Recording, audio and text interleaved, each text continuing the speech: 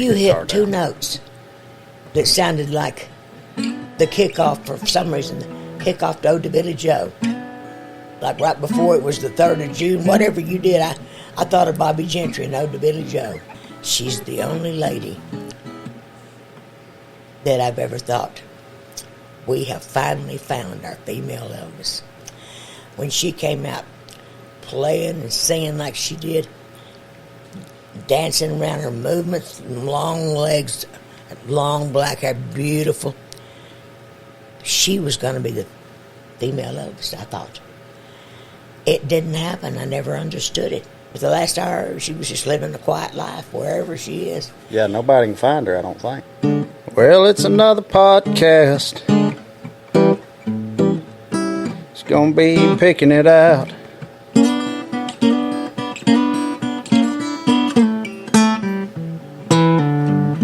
It's another podcast. Gonna be picking it out.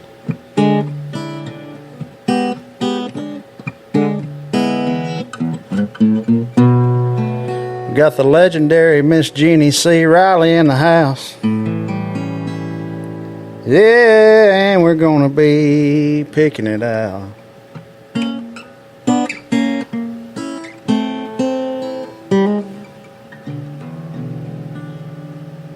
Well, hey, y'all. We are having us a Texas slumber party here. Yeah, we had one last night. Yeah, we had one last night and having us another one tonight.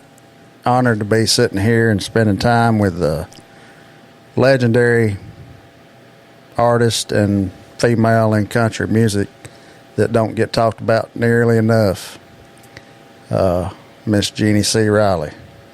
How have you been doing? Thank you, Andrew Pope. And you're going to get talked about more often. Hopefully more good often, things. Because your podcasts are just awesome. I appreciate are so you saying detailed. that. That's means a lot coming from you. You didn't interview me. We'd never met. But you did a podcast about 15 minutes long on me. You knew things that took place in my childhood that I had never reported, you know. They weren't hidden, but I never had occasion to tell them. Things that you knew. And I thought, wow, man, I'd love to meet this guy that knows that much about me, and I never met him. But you're just a joy. Well, I got to say, just from you, that means the world to me. When you sent me a message, that just thrilled me to death. I couldn't even believe that you've seen it. And I think you said Sean Camp sent it to you. You know what? I believe it was Sean that sent that to me. So thank you, Sean, It sure for that. was. That's Sean made Camp is my son by another mother. he is somebody that don't get talked about enough, too. Oh, I have a story about him. Probably more than one. No, there's no doubt God put us together. Me, my ex-husband, who's still friends like a daddy, and our daughter. She was expecting my granddaughter, her second child. We're all sitting in the den at our house watching Nashville Now. And Ralph Emery went to an advertisement, and when he did, I got up and I went to the kitchen to grab me a little bite to bring back. Now, I must preface this by saying, my mother used the VCR at my house. I had never taped a show before. I never taped one after either. Only she did it. It started out her taping all of my things. Yeah. And then she got to where she would tape the whole show every time. She'd come over, she'd tape country music. Well, I went to the kitchen at this commercial break, and I came back into the den and didn't even think it's strange. I went straight to the VCR and turned it on. All I had to do was touch a button, because Mama had it ready to go when necessary. And I went and sat down on the couch behind them. Max was sitting at his desk, our daughter in a recliner. We're like in a V shape right behind. Ralph Emery announces a newcomer. named Sean Kemp. It happened to be his mother's birthday. It was on the 5th, either April or May, whichever month. But he dedicated a song to her he had written about her and him. It would later be recorded by Patsy and Peggy Lynn, and, oh my goodness, the Isaacs had an awesome cut on it called Half a Day Away From You. You remember that song? Yeah, I do.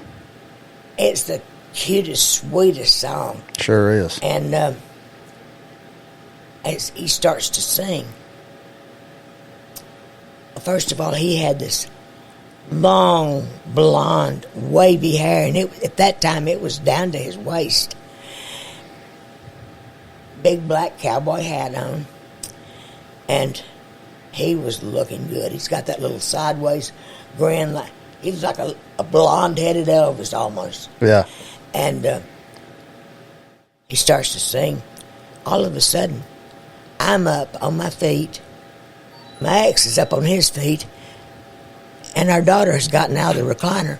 We're lined up about 3 feet in front of the TV, all in a row like the Culhanes on Hee-Haw. and Mickey says, shaking his head, "That boy's the real deal." And I said, "He certainly is." And Kim said, "Ooh-wee, baby." Well, after the song, he sits down. But that was the sweet, soft side of him. He sat down, and Ralph reaches over and kind of gets a lock of that long hair. He said, "You're kind of stealing John Anderson's look." He said, "No better one to steal it from." He said, "That's a friend of mine. Bobby Roberts books both of us." I had just been booked by Bobby Roberts. He was my last agent. And I'm thinking, I bet you Bobby Roberts gets a call from me tomorrow because I want to know more about this boy. And just loved him as he was talking. So interesting. But anyway, the next day I called Bobby Roberts. I said, "What more can you tell me about this boy named Sean Kemp?" He bragged on him. He said, "Awesome to work with. Just the humblest but most talented guy." He just bragged on him endlessly, really. And I said, "Does he have a fan club?" He gave me an address, and I joined my first and last fan club. About 4 years ago, after all these years, I was at my daughter's for Christmas. While I was there, I got this text from Sean. There's the original envelope and the back of the envelope, the letter inside where I joined the club, and my check uncashed. Sent that to me for Christmas. That was so How about that? But anyway, here is what happened. This, I hope everybody will understand this. Well, no, everybody won't, but I think everybody might appreciate it. Why did I turn that tape on? I didn't know. I didn't even think about why I did it. Yeah. But I was able to tape his whole portion.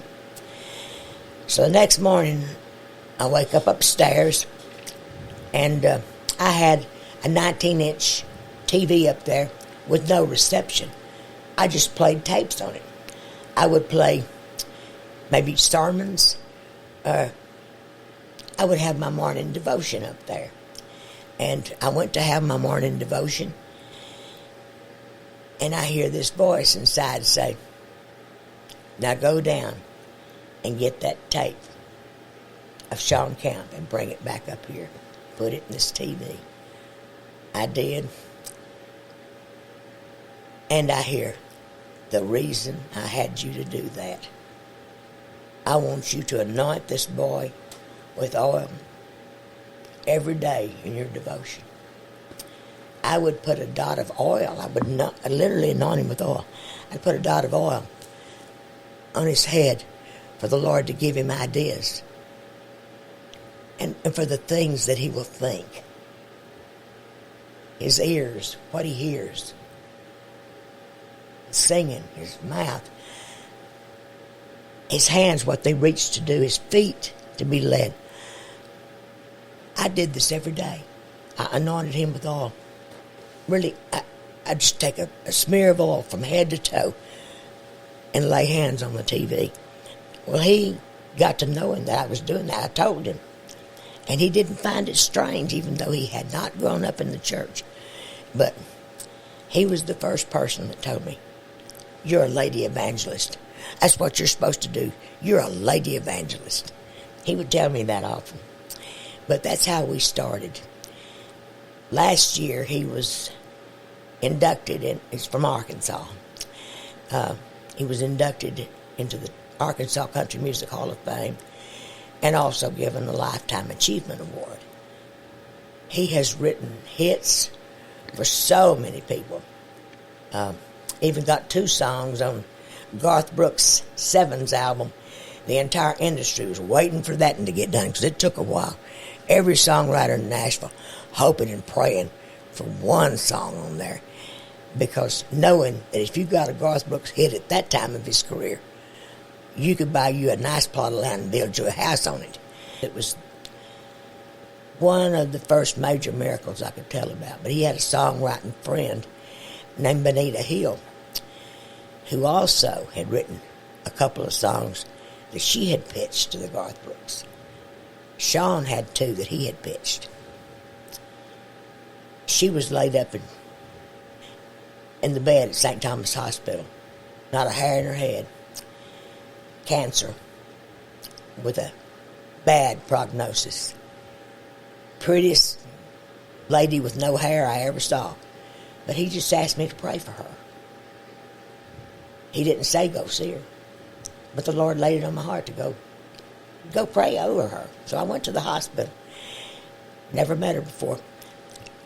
Thereafter, she called me her honky-tonk angel. I was spending a lot of time down on Broadway and in and out of the venues, setting in. First time I'd ever done that. Felt comfortable. I felt like I finally belonged in Nashville. Anyway. Ain't that something? I prayed over her that day, and she didn't mind me doing it. I don't know what her beliefs were, but she welcomed me to pray over her. I took oil and I put one hand on top of her head and the other at the bottom of her feet. It took a stretch. Now, she was beautiful with no hair, so you can imagine how pretty she was when it grew back. But I prayed over her. I finally got to tell Sean this last year when I went to Conway, Arkansas, and saw him get those awards. He seemed dumbfounded. Why had he never heard that before? But she knew it. They had written a song together called Two Pina Coladas. And that's the first thing I asked for. I asked for her healing. And I felt the Lord tell me, that's done. Now, I still had time to spare. I had to be back out in Franklin. I had 1 hour to get all the way up to Nashville, to St. Thomas Hospital, back out to Franklin to pick up my grandson when he came out of school. 1 hour. I managed to make it. I had to listen to Leonard Skinner call me the breeze all the way home, floorboarded all the way to get back in time, but I managed. But anyway, I felt favor with the Lord continuing after I'd prayed for healing. And I said, well, Lord, I still feel your favor. What may I ask now? And he brought the songs to mind. I said, oh, I wouldn't even know Benita if it hadn't been for Sean Camp. They've written this song called Two Pina Coladas. Lord, I ask that gets on Garth Brooks' Sevens album. And I felt him say, okay. And I said, I still feel your favor. Forgive me if I'm asking too much, but I know that Benita has written another song. It was a love song. I can't remember the name of it. But I know she has pitched it to Garth. Please let that get on there too. And I felt him say, okay. And I apologize. Lord, forgive me, but I still feel your favor. I know Sean has written another song by himself that he's pitched to that album. Would you please get that one on there too? Every songwriter in Nashville, hoping, praying, and waiting. Oh, yeah. Well, I left. I got back to Franklin on a wing in the prayer, and Leonard Skinner, Foot down to the my pedal. foot all floor. the way down. I drive up to Jeremy's school, my grandson. He is walking out the door the minute I drive up. Timing was perfect. Well, I didn't keep up with Benita at that time. We did exchange numbers when I was in the hospital. And for some reason, I didn't even keep up with Sean for a little while. It was about 6 months later, I got a call from Benita Hill. She wanted to come to Franklin and take me out to lunch. Her hair was already growing back. And it had changed color. It was silver and beautiful. And she wanted to let me know that she was totally cancer-free. Wow. She still is today. She sang at mine and Billy's wedding 14 years ago. But when all this other stuff happened, it was like back in 1997, 98, something like that. She's still with us, still going strong. She wanted to take me to dinner to thank me. I did not know what happened. I forgot about it. I forgot about the Garth Brooks album. She wanted to tell me. She said, we got our 2 pina coladas on. I got my song on, and Sean. All those songs made it to the Sevens album. Unreal. How I'm allowed to be a part of such miracles is beyond me. But you have All I been. can say is I am so honored to have that kind of favor with God. I know why. His strength is made perfect in weakness. It's because of my weakness that I'm able to serve him this way, because I'm not even tempted to think that any of it comes under the category of I did something. It's my strength. His strength is made perfect in our weakness. We contain his treasure in earthen vessels. If I thought that I was capable of doing anything, it wouldn't happen. Right. I asked him one day, I said, why do you let me experience such things as I do? I said, I know there are people who have dedicated themselves to you, studied, organized. I'm not. I read kind of where I want to. I don't even have a systematic study of the Word. But anytime I need it, it rolls right out of my mouth. And I'm surprised sometimes. I'll even remember where it comes from in the Bible, but I didn't really know, but he puts it in my mind at the moment. So I asked him one time, why? Why do you do this for me? He says, because you're weak. My strength is shown. Therefore, just glory in your infirmities, knowing that the excellency is of me and not of you. You're off the hook. You don't have to perform anything. I do it. But anyway, Sean Camp is going to be singing again the 1st of June in Conway, Arkansas. The same event that I saw him last year. He's going to be singing. They're inducting Alan Reynolds. And Waylon Jennings' favorite song, at least he says it's his favorite that he ever recorded, was Alan Reynolds' Dreaming My Dreams. Beautiful song. I love it too. Oh, yes. And so Sean's going to be singing that, and I'm going to be there again, sitting right next to Barbara Fairchild, my sweet sister in the Lord. Wow. It was she leading the prayer. About 50 of us at a prayer group we had every Tuesday morning on Music Row. It was there that Charlie Daniels laid hands on my daughter, because an amniocentesis had proved that my grandson had spina bifida. Her amniotic sac was full of spinal fluid.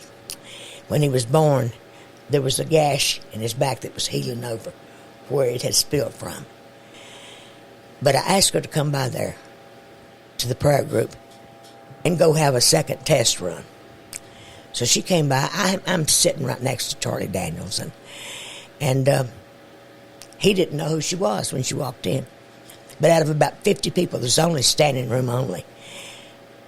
As she walks in, he's the one that stands up and pats his seat, sits on the floor, not knowing he's given me the chance to sit right by my daughter. So I announced to everybody what she's doing there as Barbara Fairchild led the prayer. Charlie got up on his knees, put one hand on my daughter's stomach, one hand on my knee, making us the threefold cord that's not quickly broken that we read about in Ecclesiastes. Charlie got the word on the spot that the healing had taken place. He walked my daughter to the door as she left, because she left immediately and didn't stay for the rest of the meeting. She went to go have the test run.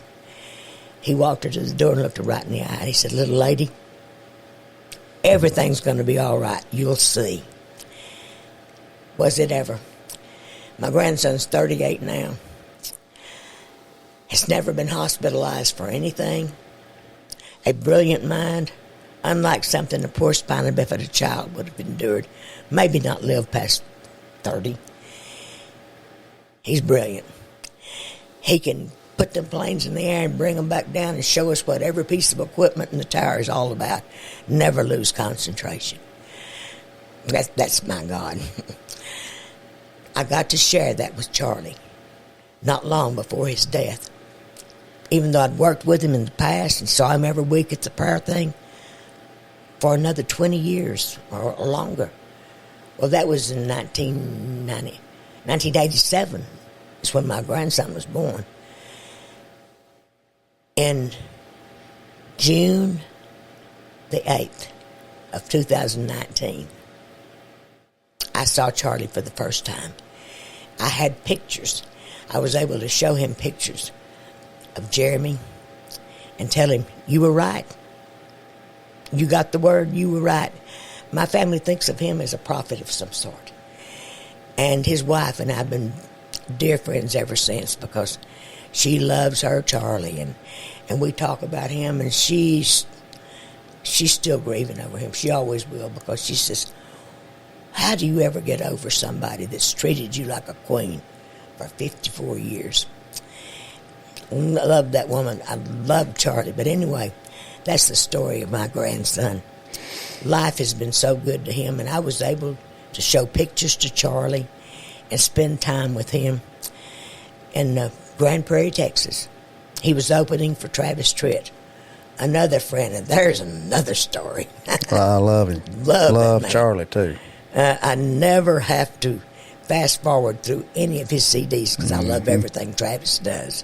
And by the way, this morning you were playing that gospel record that Travis did, I think. Yes. I had not heard all that. Oh, it's awesome. That was one of the best records I've heard. The second song, I have seen him perform these songs somewhere before, and you probably have too. But he didn't do the second one. And I'm told he wrote that when he was 16 years old. I swear it could be a combination gospel and secular hit. It is awesome. It's Like the Father Loves His Son. Wow, what a song. But I'm a huge Travis Tritt fan. Yes, ma'am. But the first time I heard him sing, it was the Country Club. I thought, wow. Now there's a voice I ain't never heard before. That's different. But it was real country. Country Club was real country. I thought that's as country as anybody's, but I think there may be an edge to that voice that could do more. I bought the album, and I found out he could be country, he could be rock, he could be blues. I wrote him a letter. It wasn't that long, but I said, "I just want to thank you for your music. It blesses me. It entertains me. You do all the genres that I love. You're so versatile. You can just do it all." I think I don't know if he had it on that one or not, but he did a Stevie Ray Vaughan song and did it well. I liked his Trouble even better than Elvis's. He could literally do it all. Anyway, I got a letter back from him in no time. Longer than the one I'd written him. And it was so humble. I've read his book, or I'm in the process of reading it, 10 Feet Tall and Bulletproof. The minute you start reading, you know you're going to like this boy. He is so humble. When he compares himself to other people, he's always on the low end of the stick, and I couldn't believe it. With a talent like that, I think I'd be tempted to have the big head. But he just doesn't. And when he wrote me back, I couldn't believe how he started it off. Jeannie, see, Roddy, thank you for your letter. First of all, I cannot believe that somebody like you is even aware of what I do. Oh, really? Aware of what he does. And I had told him in the letter, I said, by the way, I have heard that you're a happy man these days, that you've met someone that you've married, and I just want to congratulate you on the happiness I believe you probably have. He verified that. He said, yes, I am very happy. He said, I'm married to the lady I'm going to be married to forever. And I don't remember what all he said, but it was a nice letter that I keep in a treasure box. When I saw him, Grand Prairie, Texas, about 4 years ago now, he was closing for Charlie Daniels, who was also a friend. I pulled that letter out. I had had several moves in all the years since that original letter that he had written me. About 2 weeks before we were to see them in Grand Prairie, Texas, my Billy comes in from the garage and he says, I think I got a treasure for you. He hands me that letter from Travis Tritt. And I said, I can put that in my purse and carry it with me to the show. I pulled that out of my purse and he said, you still have that? I said, I'll have it till the day I die. I said, I've been without it a while because I've had so many moves, but it got back to me just in time to bring it here. I said, it's from Hiram, Georgia. I said, I bet you don't live there anymore. He said, I'll live there till the day I die. And he was so warm, and my husband didn't think that he would be a Travis Tritt fan. He's more into the ballads or laid-back country, and he thinks Travis has got a little bit too much oomph for him or whatever. But he left that show wearing a Travis Tritt T-shirt. When I introduced him, Travis did something that only 2 or 3 people that I've met in show business would do. Bob Hope was one. Gary Sinise was another. There were a couple more, but those were the 2 main ones. He was about to go on stage. He had a show to think about. But I introduced him to Billy. Billy owned him. The rest of the world just melted away, and Travis belonged to my husband. He held Billy's hand and just listened. The rest of the world died around him. Billy couldn't believe it. He looked him right in the eye and gripped his hand, you know. It was awesome. That is awesome. It was awesome. And I was able to pick up right where we left off. We laughed and carried them together. And he needs to be in the Hall of Fame, too. Oh, my word, yes. By far. You know, there are some country music stars that are soft touches, soft hearts, but they don't want people to know it. Well, one of those people is Farron Young. I've got to tell this. My ex-husband had a service station at 21st and Grand, right across from Vanderbilt Hospital, right there, a part of Music Row. And he was used to going to play pool on Music Row, where Farron Young used to play pool. Well, he also had a U-Haul business. And the guy that worked with him with the U-Hauls was a young man named Wayne LeBake, small guy, but he had this huge hernia. And he went with Mickey to play pool. And sure enough, Farron was there. And Farron got to frowning at Wayne's stomach where the hernia is. And he got to poking it with his cue stick. May I talk like Farron? Lord forgive me, but I think I kind of must. He poked and said, "What in the hell is that?" Wayne said, "It's a hernia." "Why in the hell don't you do something about it? That's horrible. Who wants to look at that?" And he said, "Well, I can't help it. It just grew." And he said, "Well, why don't you get something done about it? You been to the doctor?" He said, "I have, but I can't afford the operation." He said, "And how much did he tell you it was going to cost?"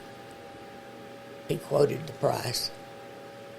It wouldn't be that much now, but back then, that many years ago, it was up there. Mm-hmm.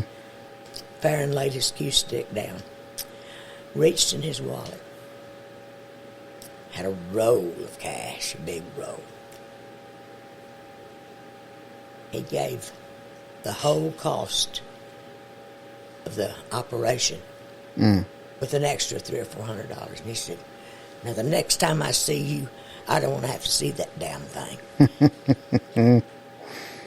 He did. Goodness. He just couldn't say, "Oh, can I do this for you?" Yeah. But that's the kind of heart he had.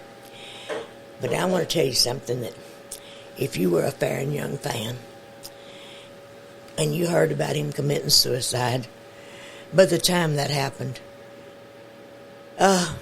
his career was on the decline. I think he was without a bus. I think he had just gotten without a band and divorced from his wife, Hilda, that ultimately he realized that he loved all along. That's sad that they weren't together. He wasn't that easy to live with. He's always on the road. But he was missing her. A lot of reasons why he was so downcast. But everybody knows he shot himself. Yeah. But he didn't die right away. He lived for 3 days. My pastor from the Lord's Chapel in Nashville, Billy Roy Moore, who baptized me in River Jordan, it was almost like country music church, because so many stars from country music went to church there. It was an awesome place together. And Brother Moore, of all people ever know, I think that he lived closer to God than anybody else I knew. He went to Farron's bedside in the hospital. He spent hours there, holding Farron's hand, lifeless. But he was talking to Farron's spirit. His mind apparently didn't know anything, but our spirits are still active until we're dead. The body's dead and gone. The spirit lives on somewhere. Yeah. Heaven or hell, whatever. He'd been holding Farron's hand 2 or 3 hours. He felt led to stay there and pray for Farron. He'd been praying for him, and then he said to Farron, he said, "I'm going to lead you in the sinner's prayer. Now, if your spirit can hear me, and I believe it can, you pray this with me." And he led him to the Lord through the sinner's prayer. And when he finished, he said, "Farron, if you receive Jesus Christ, squeeze my hand." His hand had been lifeless that whole time. Farron literally squeezed my pastor's hand. If that doesn't bring hope to broken hearts who had lost their daddy, their ex-husband, fans who loved him dearly, my husband, that was his favorite, Farron Young. Billy said, "I drank more beer to Farron Young music than anybody else's." But I think that is the most awesome story because it's the truth, the absolute truth. It sure is. God, And that's good to know. It's good to know that, because I told that to a lady that she loved Farron and his kids, but she didn't know that. Lynn Gray was her name. She was a singer, but she did a lot of writing. She wrote a book of her own about country music. You just had to be there. Very knowledgeable. Her ex-husband, Wayne Gray, was lead guitarist for Tex Ritter. oh, He passed away not long ago, but he was a great guitar player, just a super nice guy. I got to know them. They went to the same church I went to in Nashville. Anyway, when I told that to Lynn Gray, she just burst out bawling. She said, "Oh, I wish I'd known that all these years." But that's an awesome story. yeah, it is. And you've got so many, just as Who we've should been I talking. talk? I heard you say something one time in a interview, and I don't remember who it was with or where it was at even, but I heard you say something that I ain't never forgot. Just a little something, but it resonated with me when you said, I always wondered, I'd like to know what Merle Haggard's favorite color was. And I thought, well, I'm kind of the same way. I didn't know other people thought the same way and wondered that kind of thing, I mean, because I would have been interested in anything that might have been one of his favorites. Yeah. Just what made him Merle Haggard? What made him,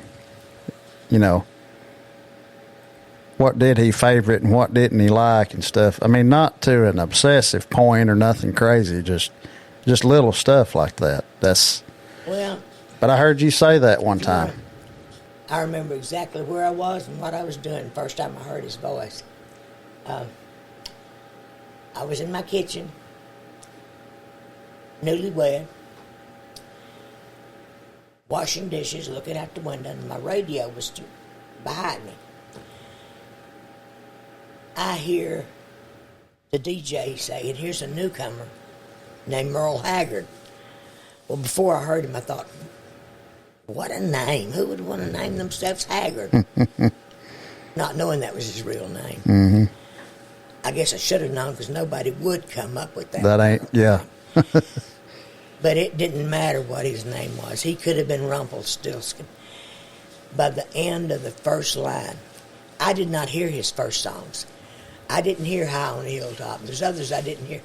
First song I ever heard was the Liz Anderson song, From Now On All My Friends Are Gonna Be Strangers. Oh, yes. He got about to the end of the first line. I did not dry my hands. I lifted them out of the dishwater.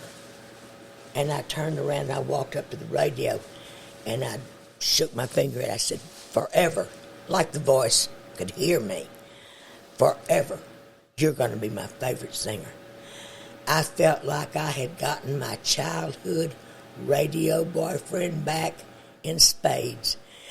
My boyfriend forever as a child was Lefty Frizzell.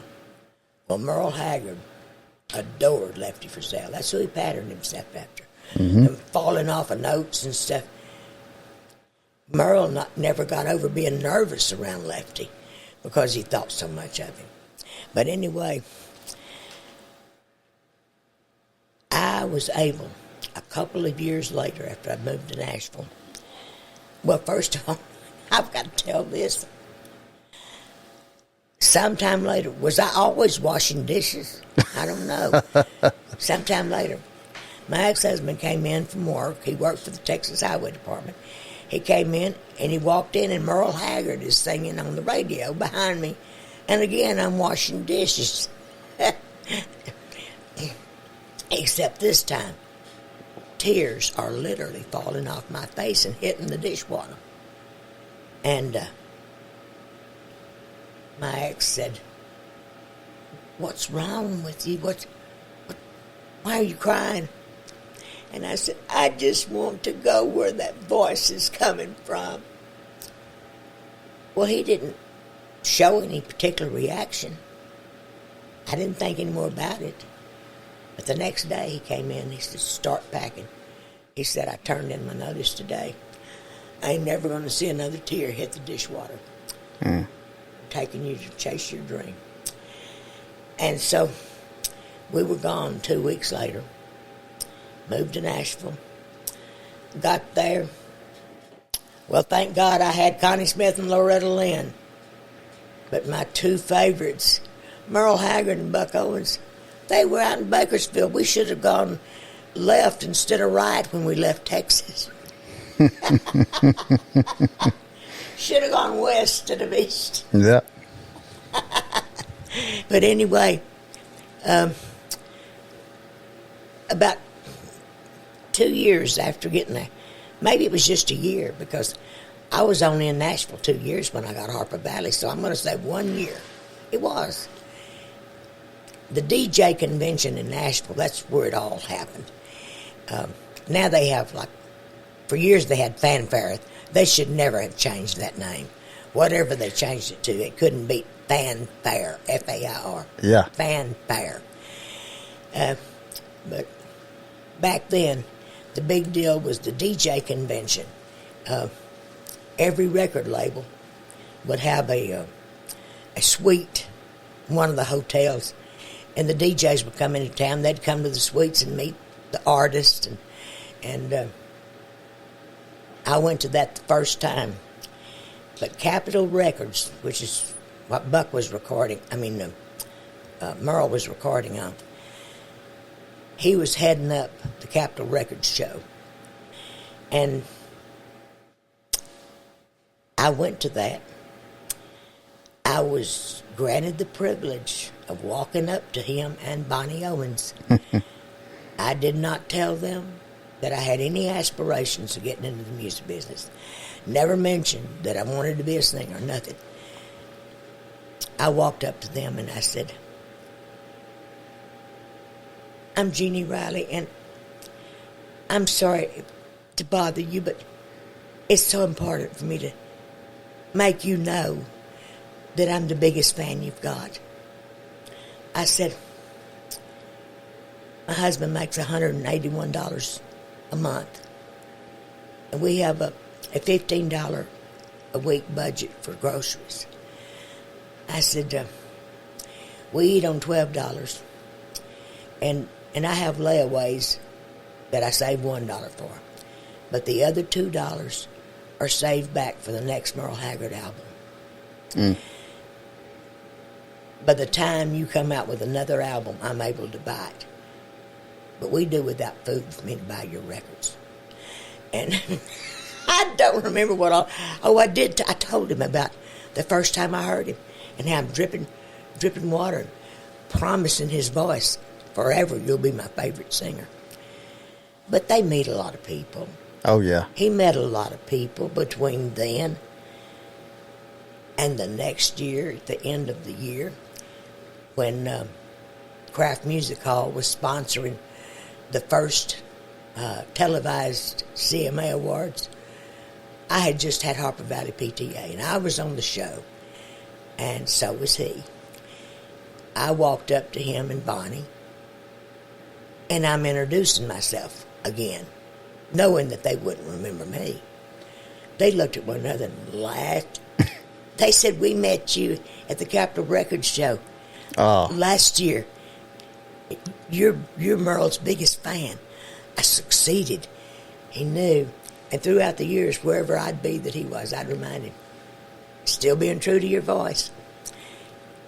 We actually got to be friends. If somebody had told me when I lived back in Texas, just worshiping his voice, that I would ever be friends with him, I think I would have died of heart failure. It took some time for me to develop into that realization that we could be friends. But he called me one time from Palisadro, California, talked to me for over 3.5 hours. I was timing it. Goodness. And I'm thinking, how do I rate this? I honestly had never spent 1 second alone with him, so there was no ulterior motive. And the whole time I'm talking with him, I'm thinking, you could be fishing.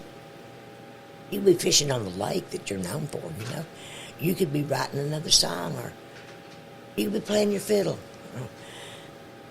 And I'm thinking, why? I breathed a prayer even while we're talking.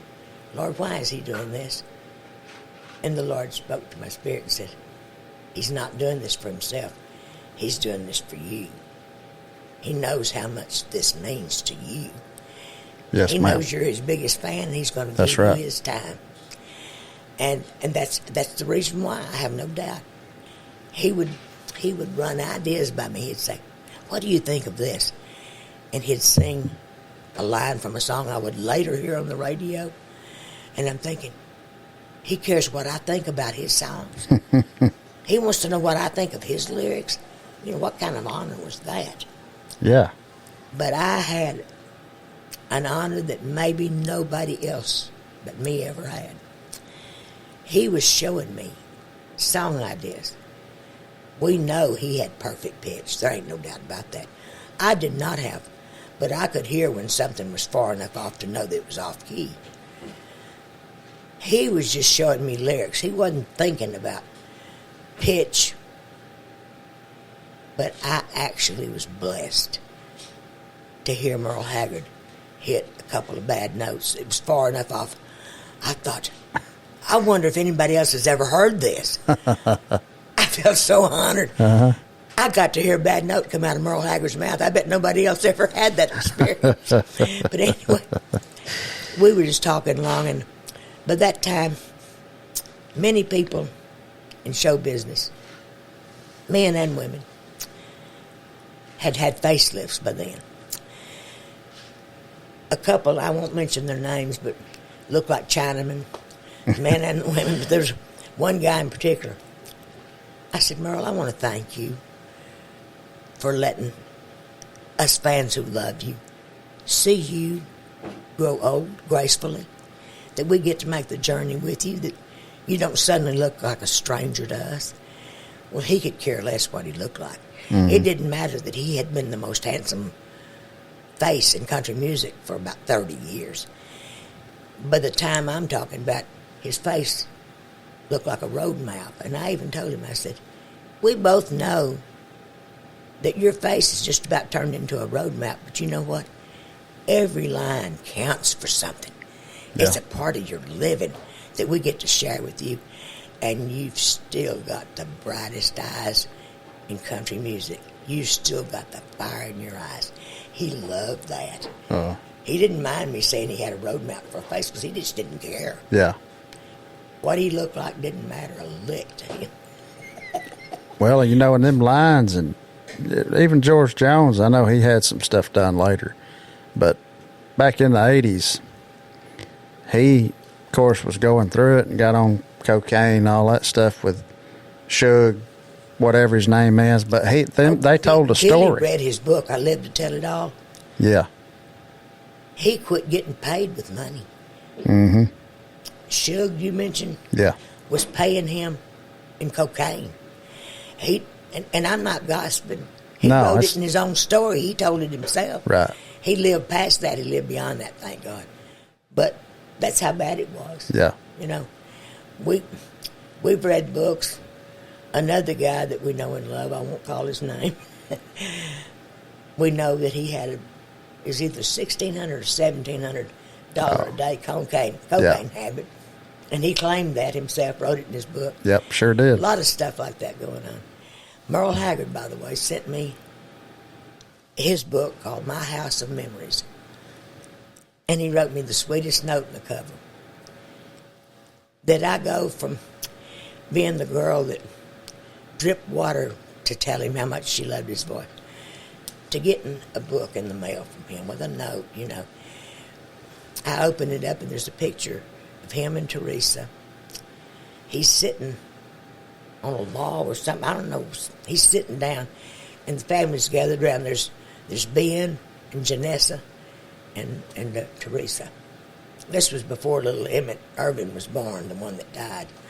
But Merle is sitting there, Bill Cap, in emblazoned across the front. Jesus saves. Did you see that book? No, I haven't. Well, he knew he was going home to glory. A week Good. before he died, he told his family, he said, I'm gonna die on my birthday. Yeah. And he did. He died on April the 6th. Yeah,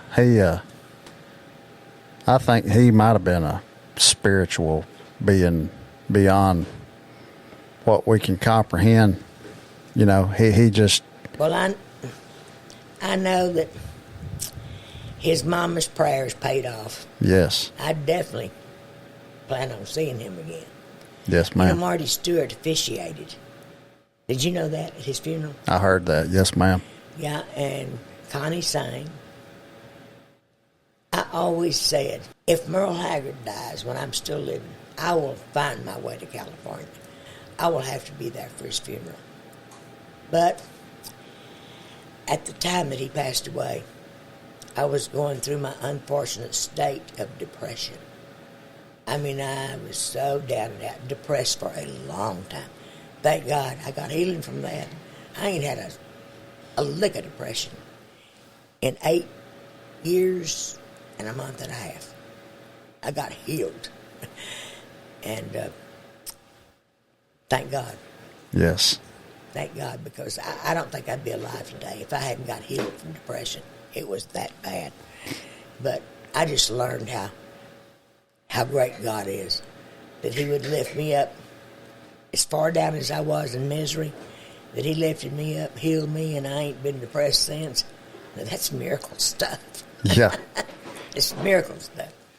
But Merle Haggard was one of my biggest blessings. I didn't make it to California because I wasn't able to get up and get dressed and go. I was laying back in bed depressed, and I heard on the TV, Poet of the Common Man, dead. I was like a zombie. I got up and I came in here and walked and I stared at the TV. Too depressed to even cry. I stood and looked at the TV. I went and laid back down. Worse than ever, but too depressed to even cry. That was a monumental day in my life when Merle Haggard died. Yeah, I had one interaction with him. Oh, what was it? Jeff Cook from the band Alabama Yeah. had got Parkinson's, and they had got back on the road and started doing some shows again.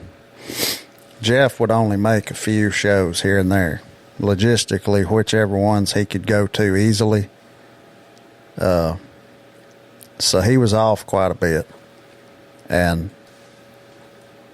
Merle was playing a show after he had already canceled a string of shows because he had got pneumonia really bad. This was about a year before he died, and he was playing a show in Alabama close by.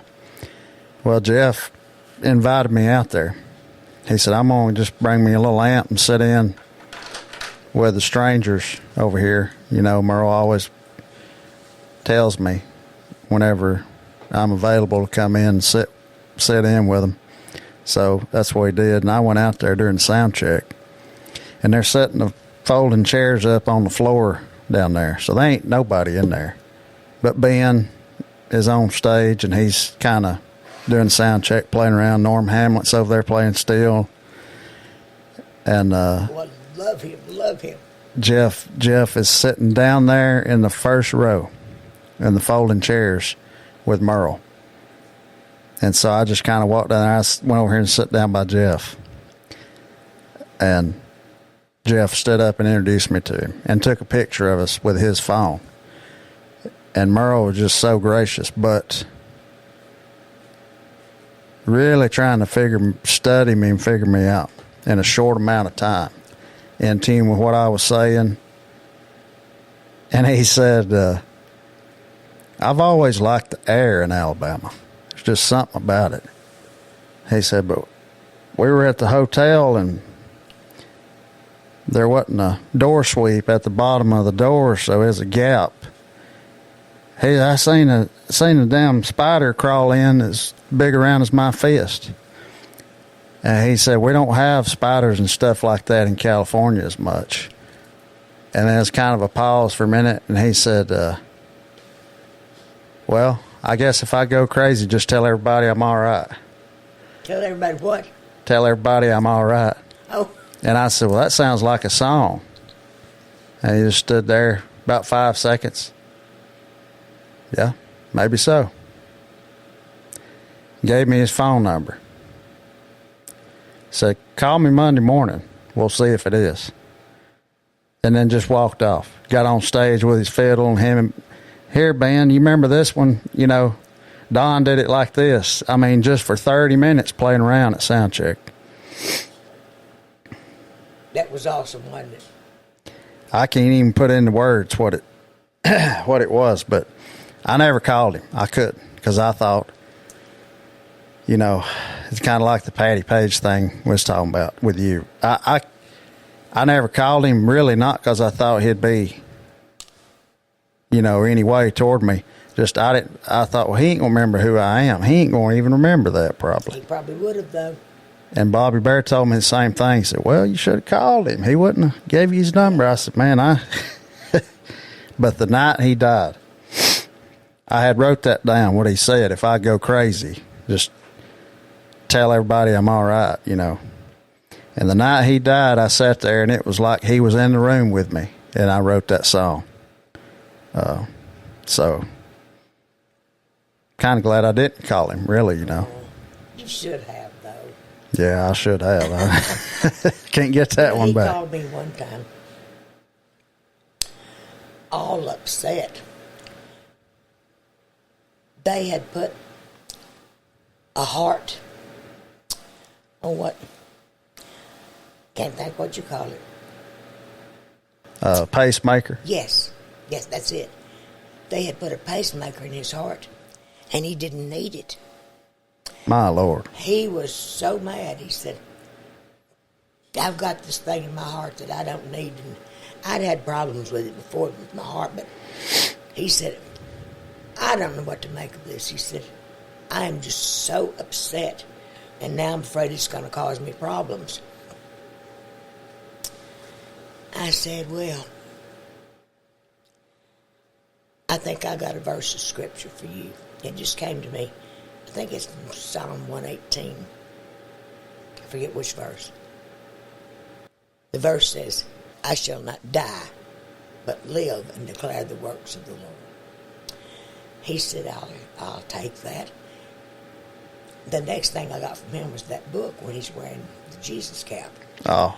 And that was awesome. But now, something that literally just swept me off my feet. I've got this friend in Kansas City. I've talked to you about her, Sharon Yes. Evans. I was visiting with her up there, which I've done many times, but Merle Haggard was playing a venue up there. And she surprised me. She was taking me to see Merle Haggard. So we got there, and we're standing in line for tickets. Here comes Frank Mull, his road manager, walking by, and he said, y'all don't do that. You come with me. So Merle didn't know where I was sitting, but Frank had told him that I was there.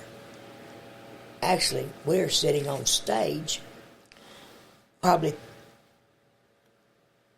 I'm going to say maybe 25 feet to his right, but the lights are in his eyes. He did not know we were there. He did his whole show. I loved every second of it.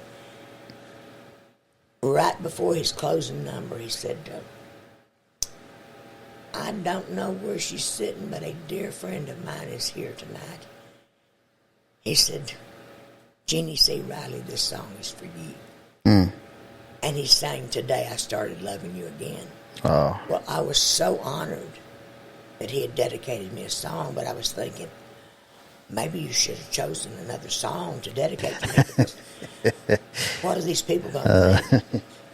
Do they think, oh, dear friend, well, how dear was she? Now today you started loving her again. What if they think that? But I dismissed that and just enjoyed the fact that he had dedicated me a song.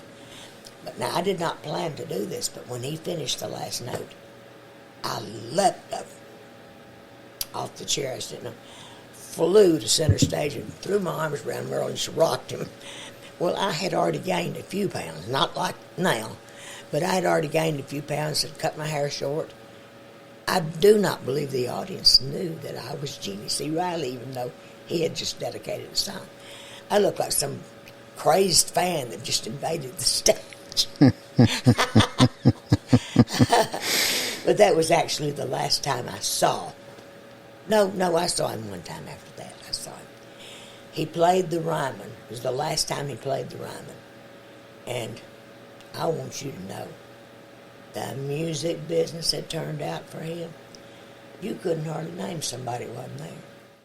Glenn Campbell, who'd come all the way from California. Stars just lining the walls going toward the stage. And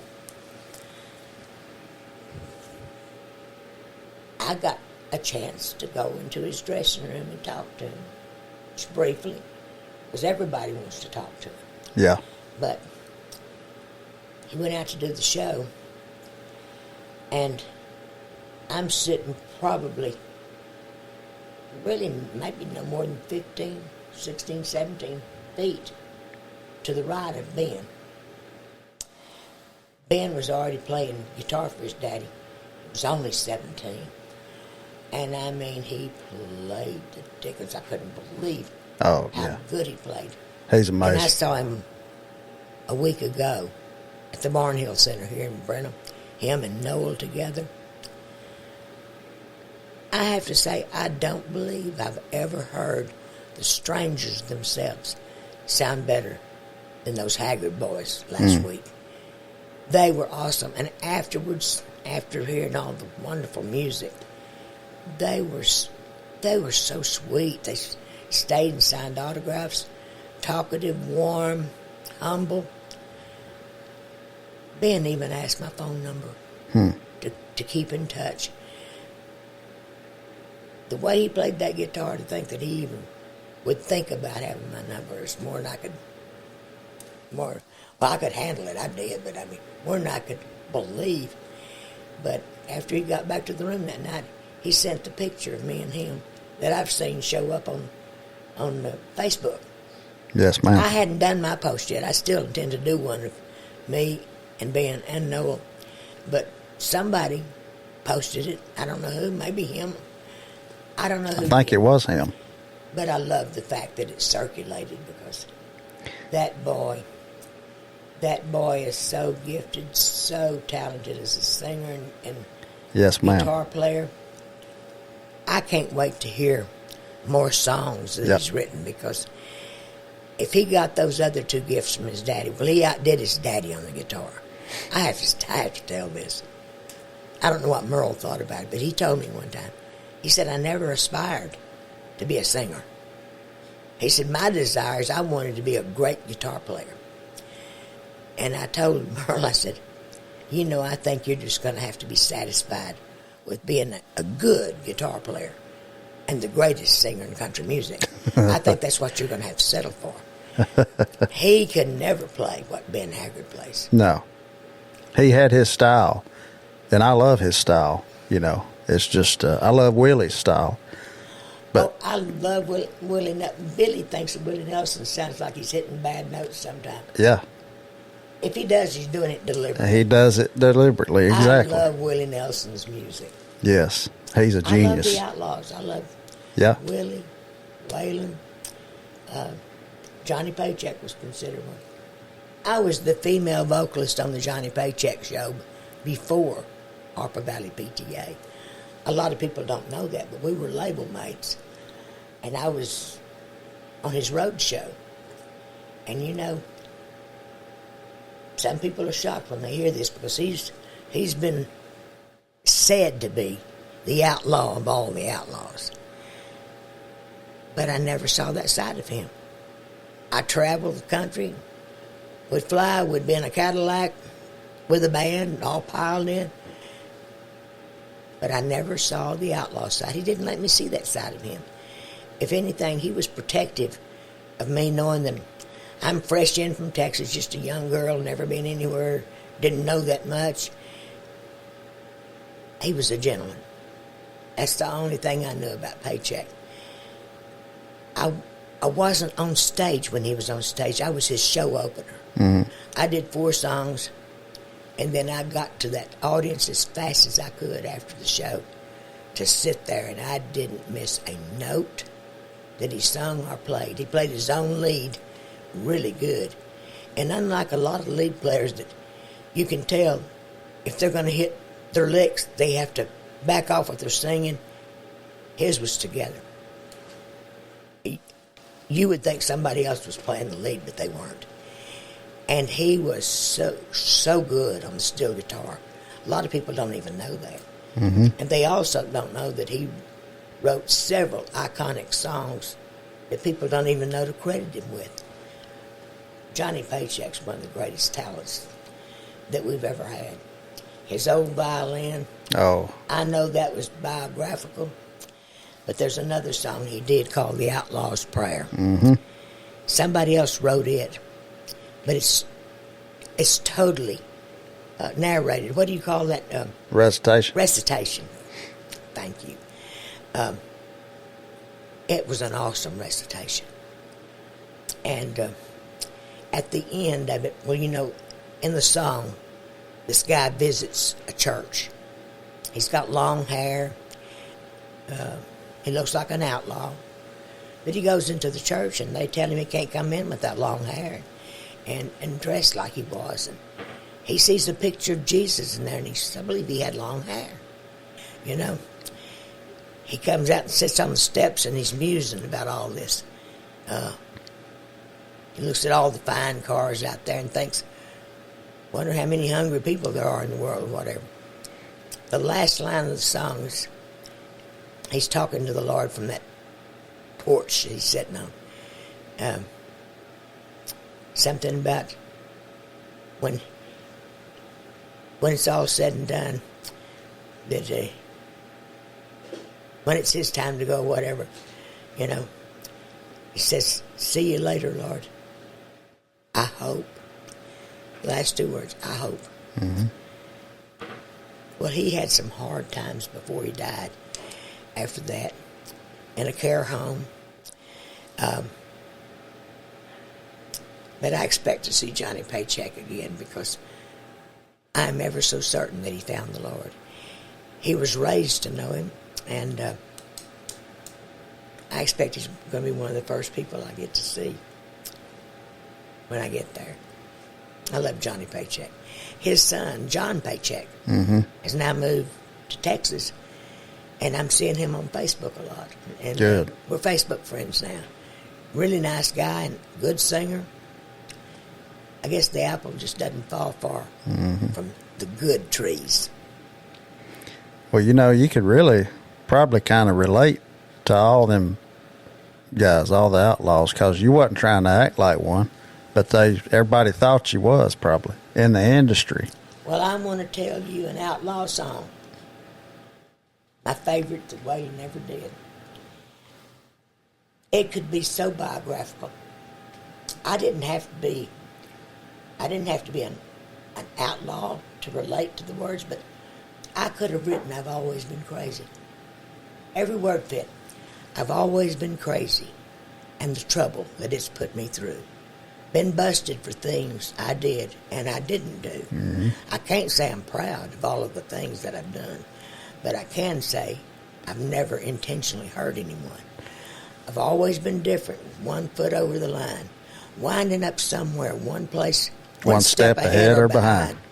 It ain't been so easy, but I guess I shouldn't complain. I've always been crazy, but it's kept me from going insane. I had to change because it's a girl. I'm a girl singing the song.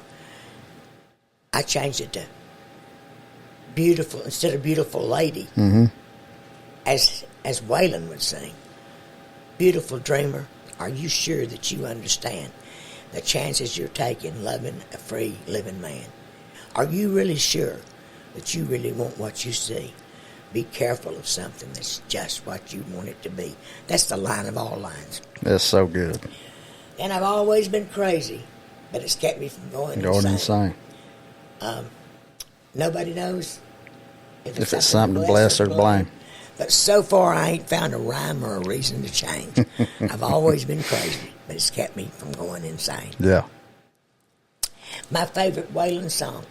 But when you came out with, or when they came out with you and Harper Valley PTA, you know, the way they wanted you to dress and all that stuff, that's you were probably, I can imagine just during that time, you were probably kind of, there's people that probably snubbed their nose and stuff, thought, oh, she's trying to make when you really wasn't trying to make no statement. I hated the miniskirt. Right. Hated them. I was not crazy about my legs. For some reason, my sister and I grew up with a mother who taught us the way to look is to be short and round from joint to joint. Well, I was short, but I photographed tall. During the Harper Valley days, people would see pictures of me and they'd think, ooh, she may be 6 feet. That's true. I had long arms, long legs, but I'm only 5'1.5" now. At one time, I was 5'3.5". That's as tall as I ever got. But in full-length pictures, if there's nobody you're standing next to that you know, for a comparison, you thought that I was tall. Yeah. All along, when people would meet me at shows, they'd look at me and like, where did you go? Where's the rest of them? Where's the rest of them? I didn't think I should have to be in the miniskirt in the first place. I was the little junior high girl that brought the note home to my mother who wore the miniskirts. I should have been dressed in saddle Oxfords or loafers or jeans or plaid skirt, something schoolish. But I had to be the mother. I was told that that was my image. And I'm thinking, why? I'm the little girl. But I was told if you're in an airplane, if you're in a supermarket, I honestly even heard this. If you're in church, wherever you are, that's your image, you be in a miniskirt. And I was dumb enough to think that I had to listen to what they said when they're making money on me. Mm-hmm. I had a say, but I didn't know at that time that I had a say. But one day, I went forward in the church and I accepted Jesus Christ, and I began to get uncomfortable with my miniskirts. I'm not pointing the finger at all the miniskirts you see today. I know of at least a couple of girls in country music. You're going to see their legs every time they hit the stage. And I know one in particular that's full of the Spirit of the Lord. There ain't no doubt in my mind where she's headed. So I'm not judging anybody else. I'm speaking for myself. I was uncomfortable in the minis. And they grew about an inch at a time until they finally hit the floor. I wasn't going to take any chances. And that's not where I ended up. But let me tell you, for a while, I dressed like Whistler's mother. I know you know what she looked like. Yeah. I even had a stage dress, a black taffeta dress, floor length, long sleeves, with a ruffle, a black taffeta ruffle, hiding. All you saw was my fingers. You didn't even see my hands. And it came up to my throat with a ruffle above that, and I wore an old-fashioned pin. I just needed a hanky and to sit from the side, and I would have been Whistler's mother. But I didn't have to stay there. I wasn't going to take any chances at displeasing God. Where I ended up comfortably was wearing denims, layered clothing like stretch pants and side boots with a jacket over. Mm-hmm. But I never wore the miniskirts again.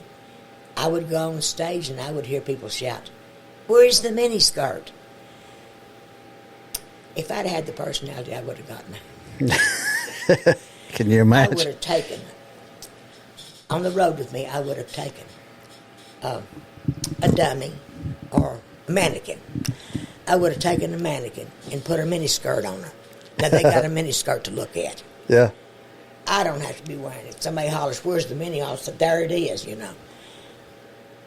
I always wanted to think, did you not come to hear me sing at all? Did you only come to look at my legs? I didn't even like them because I had long legs, and I had to worry about how to stand because I don't want my kneecap jutting out. When I should have just been thinking about singing the best I could. I had to worry about how I'm standing, all these physical things I don't need to be thinking about. It was distracting to my performance. Well, everything happened so fast, though. I mean, they had you on, when you came out with that, you was on Ed Sullivan's show, you was on Tonight's Show. Oh, let me tell you. Flying here and there. I recorded Harper Valley PTA the last Friday night of July in '68.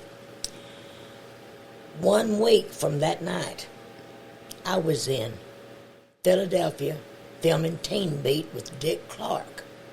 Unreal. But I had a hit before I made it home from the studio that night. Me, the producer, Shelby Singleton, and my ex-husband, we all went out to WSM, Ralph Emery's show. I was afraid to meet Ralph Emery because everybody knew that he was bluntly honest, but I have to give him credit for this. He never gave anybody false hopes.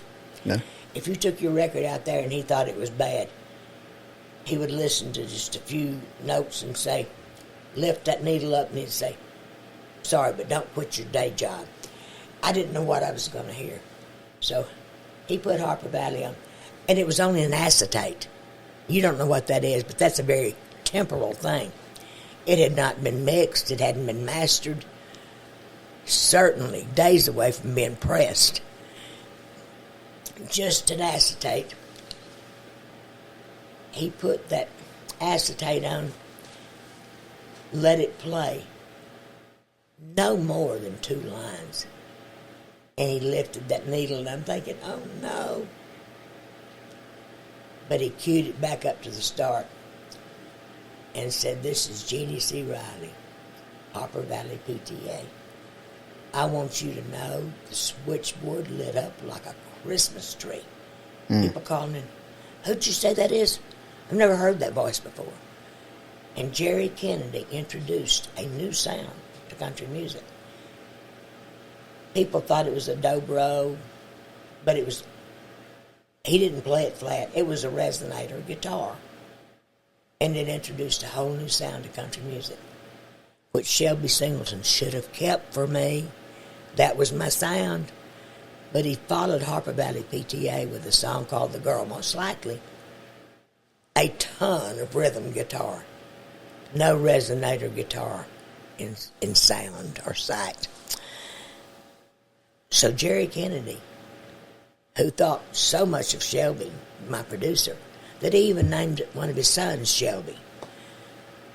But I remained friends with him. He passed just recently. What a great guy. Wonderful guy. But we've discussed it before, and he agreed with me. That's the biggest mistake Shelby Singleton ever made as far as my career, by not following up that sound, because thereafter, Jerry Kennedy produced Tom T. Hall's stuff, and he gave that sound to Tom T. Hall. That remained his sound for his whole career.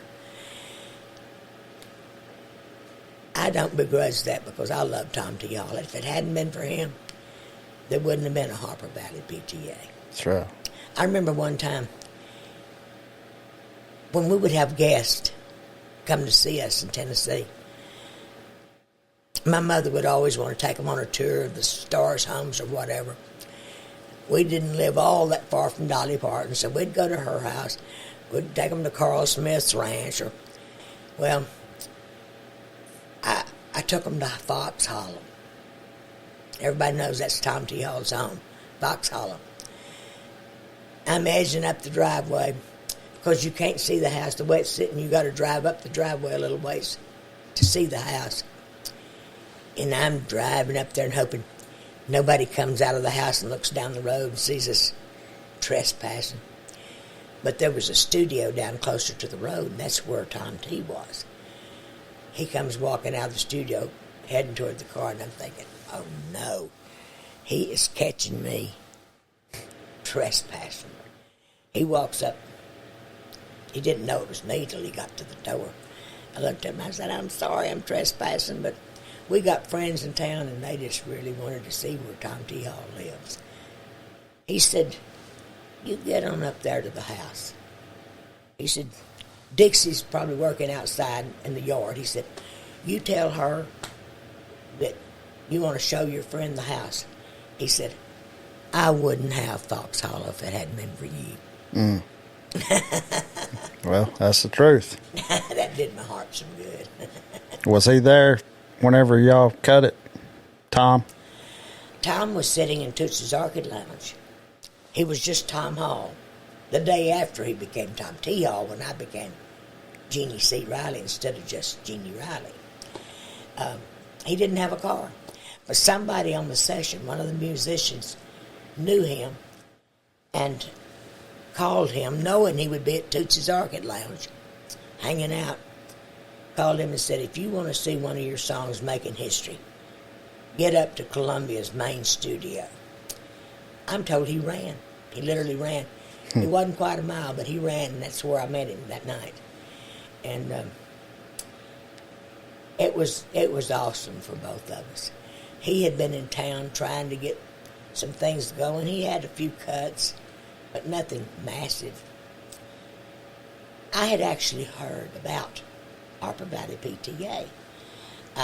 In one of the industry magazines, don't remember which one, Country Music Magazine maybe, I read about a song floating around called Harper Valley PTA. And I remember thinking, what could that be about? You know, that's nothing like, please release me, let me go. I can't stop loving you. Nothing like that, you know. What would a song be about? Harper Valley PTA, what could that be about? And then I ended up with it. But I got to tell you this. This is the hypocritical thing. Everybody tried to tell me that I introduced the miniskirt to the world. I did not. I did not do that. Before I moved to Nashville, I remember one night I'm watching TV, and here comes Nancy Sinatra across the screen.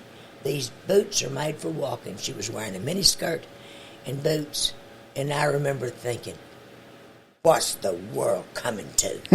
Look what she's wearing. I get to Nashville, first thing you know, I'm in miniskirts. I didn't want to be, but there I was. People trying to say that I introduced the miniskirt to the world. No, Nancy Sinatra did that. She gets the credit for that. Jeannie Seeley used to say that she introduced the miniskirt to the Grand Ole Opry, that she was the first Opry member that wore a miniskirt on the Opry. Well, she was wrong. I appeared on the Grand Ole Opry shortly after recording it in '68. She was the first member that wore a miniskirt. I was the first girl in country music that wore the miniskirt. No, I did not make it to membership in the Grand Ole Opry, but I was offered membership. A guy named Bud Wendell, whom I really liked, and he liked me, was the general manager at the Grand Ole Opry at the time of Harper Valley. I started making appearances, and it was like Flash Cube City because of the magnitude of that record. It seemed like half the audience was down at the stage. I was blinded by all the cameras and flashes going off. I was going over good at the Grand Ole Opry because of that song.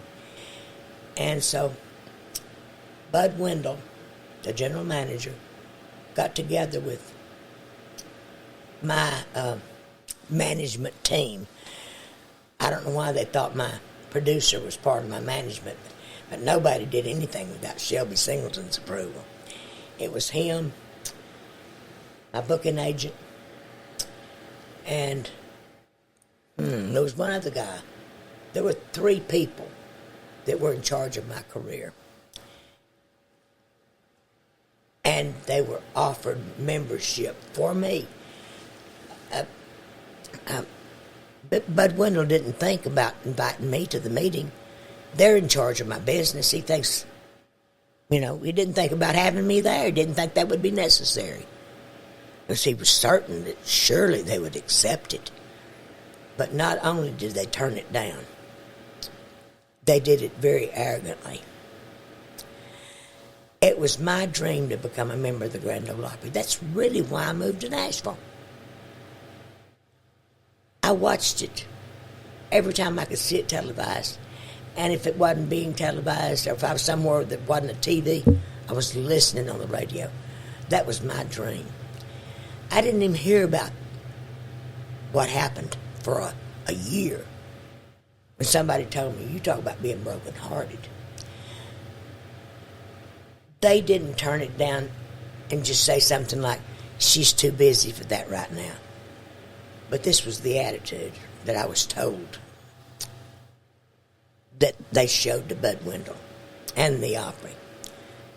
You mean to tell us that you think we're going to let her make 32 appearances a year for scale, which is $300-something, when we're making thus and such on her out on the road? Now, at one time, the Opry could have helped her, but she's bigger. She's bigger than the Opry. The association would hurt her career at this point. She's on network TV all over the place. This is all true. But they weren't thinking about longevity. Mm-mm. They weren't thinking about what it could mean to me in the future to be a member of the Grand Ole Opry. They just turned it down very arrogantly, laughably. But you know what? Bud Wendell somehow knew that those guys were talking from their pocketbooks and not my heart, because he never quit booking me on the Grand Ole Opry. I appeared on the Grand Ole Opry 3 months before I married Billy Starnes and moved here to Brenham 14 years ago. I worked it with Ray Price. They never quit booking me because they knew that I wanted to be a member. But in order to be a member, you had to have something of some consequence. Harper Valley was my consequence, even after I changed management later on. I don't know, maybe they should have offered me membership again when the movie Harper Valley PTA came out. I had a book that was rather successful, From Harper Valley to the Mountaintop, but it wasn't offered to me. I just never had another record as big as Harper Valley. But I did have 10 top 10 songs in country music. I had one more number one in Record World. That's a publication. And it was O Singer. A song called O Singer, which I dearly loved. And I've had a lot of people tell me that that was their favorite that I ever did. I debuted it live on Ed Sullivan. And it was a happening record for me. But people have a way of forgetting that I ever did anything but Harper Valley PTA. How many times people come up and they don't know they're saying anything that makes me wince because they're saying something nice. Yeah. But they come up and say, "Oh, I love that song." How I would love to say, "Which one?" Mm-hmm. I wanted another signature song. But in comparison to Harper Valley PTA, no other song ever measured up. Even a number one song. I had that There Was a Time We Didn't Love, or What I'd Give to Be a Country Girl Again, Good Enough to Be Your Wife, oh my goodness, Roses and Thorns. I had several top tens, but people tend to forget them. Because that one was just... But once in a while, I'll run into somebody that comes up to me. I had just made the statement to Billy, my husband, the night or two before, what I'd give to have somebody come up and say, I love that song you did called The Rib. It's from Proverbs 31 that tells about the virtuous woman. I loved that. Now, Billy didn't care for that song, but I loved it, and it did well for me. It just wasn't a Harper Valley PTA. Would you believe that the next day, somebody comes walking up to me and says, I love that song you did about the rib. I mean, it was the day after I said what I would give if somebody would mention the rib. Goodness. You know, somebody walks up to Loretta Lynn. What do you think well, she ain't here now, but what do you think she would say? Oh, I just love that song.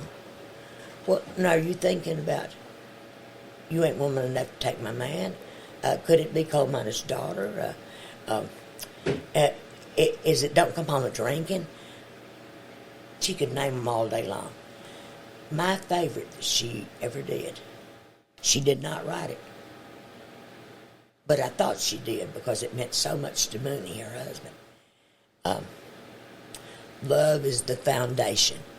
I think that was her masterpiece. That's a good one. Well, Coal Miner's Daughter was a masterpiece. And when she walked out on stage to sing it on the Opry, you just knew somebody had arrived. I mean, I don't think country fans liked her or even loved her. I think they worshipped her. I think Loretta Lynn is the most worshipped woman that's ever taken a breath in country music. Do you agree with me? Yeah. And her and Dolly, pretty much, you know, from the next well, you can generation. read questionnaires on Facebook. Who's the best female country singer of all? You get a lot of Dollys. You get some Tammy Wynette's. You get a Connie Smith. Yeah. Pretty often. But out of 100 answers, I'm going to say at least 60 of them will be Loretta Lynn. Yes, ma'am. I agree. That's just about the, I think that's about right. Yeah. She was just a really great songwriter and could write them quick too. And well, I mean, Dolly can too. Obviously, it's just talented. But Dolly, I think Dolly's a songwriting genius. Yeah, I do too. Loretta wrote some down home Yeah. country things. Her sister wrote a couple of songs that are well known that she didn't get any credit on. Peggy Sue was definitely a co-writer on Don't Come Home a Drinking. Really? But her name ain't to be found. I knew the Lynn's. My ex-husband was very close friends with J. Lee Webb, Loretta's brother. Yeah. He died too young. I was in the hospital with him the day he died. And I was in the hospital with Doyle Wilburn the day he died. I really loved the Wilburn brothers. We hadn't talked about them, have we? No. They did the first demo on me, a 4-song demo. Carried me out to Bradley's barn, which was an end place to record. Made a dream come true. I'm actually in a studio recording. They never got a dime out of my career, by the way. But their 4-song demo they did on me is the tape that ended up on Shelby Singleton's desk when he said, go get that girl, and I'll cut her a #1 record. I got a song called Harper Valley PTA that she can sing. They had a booking agency. They had a publishing company. They launched Loretta Lynn's career and gave her more time on their TV show than they even took. And think about the TV show itself. Longtime members of the Grand Ole Opry, and they're not members of the Country Music Hall of Fame. Yeah. That is my biggest pet peeve of all. There are a number of people that should be in the Hall of Fame, but the fact that they're not is insane. Literally insane. Sure is. Well, I think you should be too. I'm sure a lot of people agree with that. Our friend Wayne Turner thinks I ought to be. Well, you know what? We ain't the only ones. When people would tell me that, I would think, nah, but it would dawn on me. You know what? Harper Valley PTA does deserve to be in the Hall of Fame. It opened doors for people. I did national TV shows, what do you call them, network TV shows. Yes. Opening doors for people in country that had never come open before. Ed Sullivan 3 times, Johnny Carson 3 times. It was a door opener for other people. So yes, for the sake of Harper Valley PTA, I ought to be in the Hall of Fame because I did the song. But it was the song. Me as the artist, probably not. Probably not, because there's too many other people with too many hits. Harper Valley should be in there, maybe I shouldn't. So I guess neither one gets in there. Well, but regardless of the song, you know, you are associated with it because people look at it like it's your song pretty much. Like you made it your song pretty much, and you did all those appearances, and just it was so big, and I am you were a truly humble person that realistically knows my limitations. But I will say this. Harper Valley PTA was God's gift to me. No doubt in my mind. People give me credit for, boy, you sold that song. You were so into that song. No. I was so into being mad as a hornet for having to do it. Mm-hmm. That song leapt into my lap, demanded me to do it against my will, and turned out to be the most bittersweet thing in my life. Sweet because decades down the road, people still know I'm the Harper Valley girl. Bittersweet because the bitter part is, how do you follow one? I was told that it was the record of the decade. How do you follow that? Anything I did, no matter how successful, compared to Harper Valley, just wasn't. And but I do believe that I was the voice for that song. If I had heard it and fallen in love with it, and by the way, the finished product that you heard, my record, all the words weren't like that. There were some changes in there. The genius of Tom T. Hall was there, but there were some changes that I think kind of had to take place for it to be that big. The Socked It 2 line was not even there. But a friend of mine, a fan who became a friend, kind of like family, from Wausau, Wisconsin, sent me a CD of, I believe it was 34 people who recorded Harper Valley PTA. Some of these girls can physically sing circles around me, technically sing circles around me. But they didn't sell the song.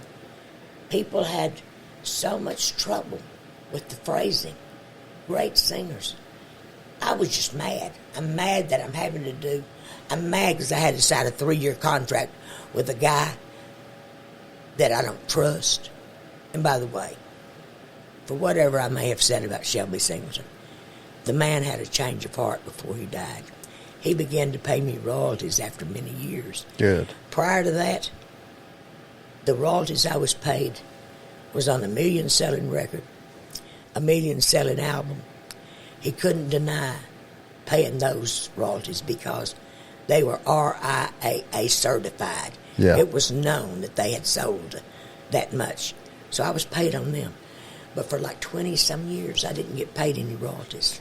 My Lord. And I got paid studio time. I could go in and use his studio to lay down the songs I'd written. Unbelievable. But he had a change of heart. I was at Jerry Lee Lewis's house in Boonville, Mississippi. He had this, I love this home, wraparound porch, a piano in his bathroom. But anyway, he asked me a question. It was before the word duh came into vogue. But he said, would you like to get royalties from Shelby Singleton? And I'm thinking, duh. Would I? If duh had been involved in it, that's what I would have said. Of course. He said he's had a change of heart. Just hit him up for it and he'll pay you. He did. He paid me some back pay and thereafter my royalties until he died. He had a change of heart. That's another person I'm going to see in heaven. And I will give him credit for this. In spite of things I had to complain about, the studio was never, ever again any more fun than a Shelby Singleton recording. The guys in the studio, the musicians he booked, they loved him. I don't know if anybody else did this or not, and I'm not saying it's the thing to do one way or the other, but he let them drink in the studio. Pete Drake, that had the talking steel guitar, on my first album, the Harper Valley album, there was a song called Mr. Harper, and his steel guitar talked through it. Mr. Harper, and his guitar would say, "What? Where's your young bride tonight?" "I don't know." You know, all through the song he's answering. At the end of it, if you've got the Harper Valley album, listen to Mr. Harper all the way to the end. And as the song has just finished up, Pete Drake's guitar says this, "Shelby, bring me a beer." Oh. "Shelby, bring me a beer." But that's his guitar talking. I love that. But it was fun making records with him. But I have to tell you, this was my biggest complaint of all. This was worse than not getting paid for years. If you bought any of my albums on Plantation Records, the first 3 years of my career, I had several albums. I never got the songs in advance. I learned them. The time I had to learn the songs is while the guys, the musicians in the studio, are taking down the number system. They, as great as those pickers were, they never had to listen more than twice to have it. That's how long I had to work with songs. I mean, I had to learn them on the spot. I had never sung a note on Harper Valley PTA before the tape was rolling. I think they listened to it maybe twice. As simple as that melody, they might have just listened once. But I realized some of these words run together and they've got to be just right. I would put brackets around. I had maybe 5 minutes on that song. Never sung it until the tape's rolling. It was meant to be. Yeah. God gave me that. And so for me to say this is not narcissism. I am truly a humble person. But I don't think anybody ever did it again as well as I did. No. That was my gift from God. If I tell you some of the people who sang it, you know they can out-sing me. Martina McBride. And they had good cuts. Laurie Morgan, Loretta Lynn, Dolly Parton had a cute version. Billy Joe Spears, Dottie West, Tanya Tucker, who all, 30-something. Men, Nat Stuckey, you remember him? Yeah. He recorded it. My favorite, other than mine, was Billy Ray Cyrus's. He had a whole different feel. They added a music break in the middle of it.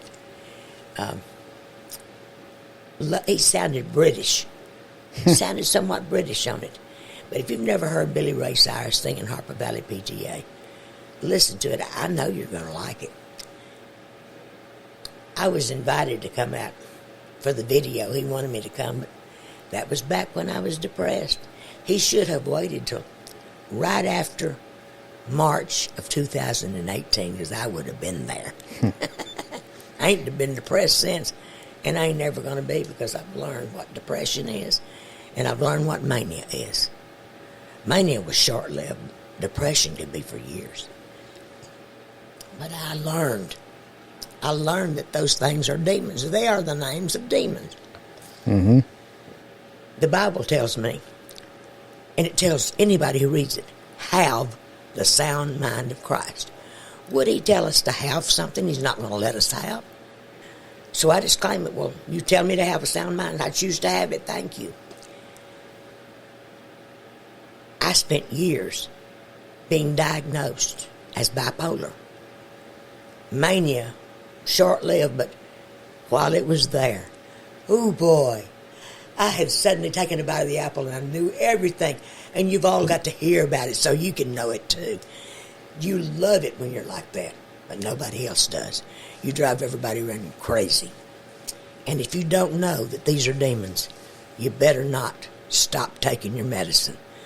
But when you learn that depression is the name of a demon, and so is mania, that at the name of Jesus, Satan has to flee.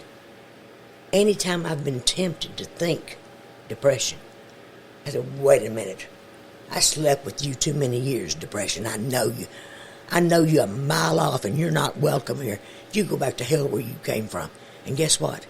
He goes.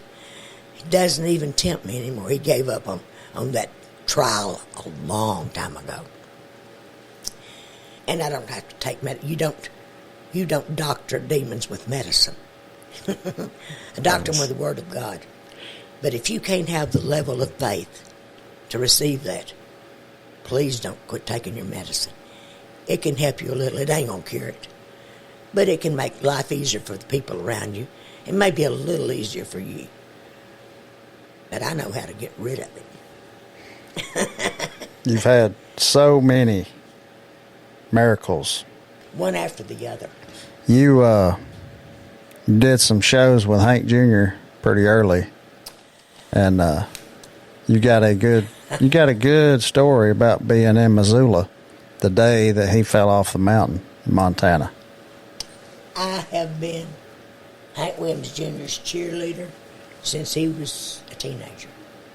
Late teens. I was signed to Buddy Lee Attractions, the same management that he had.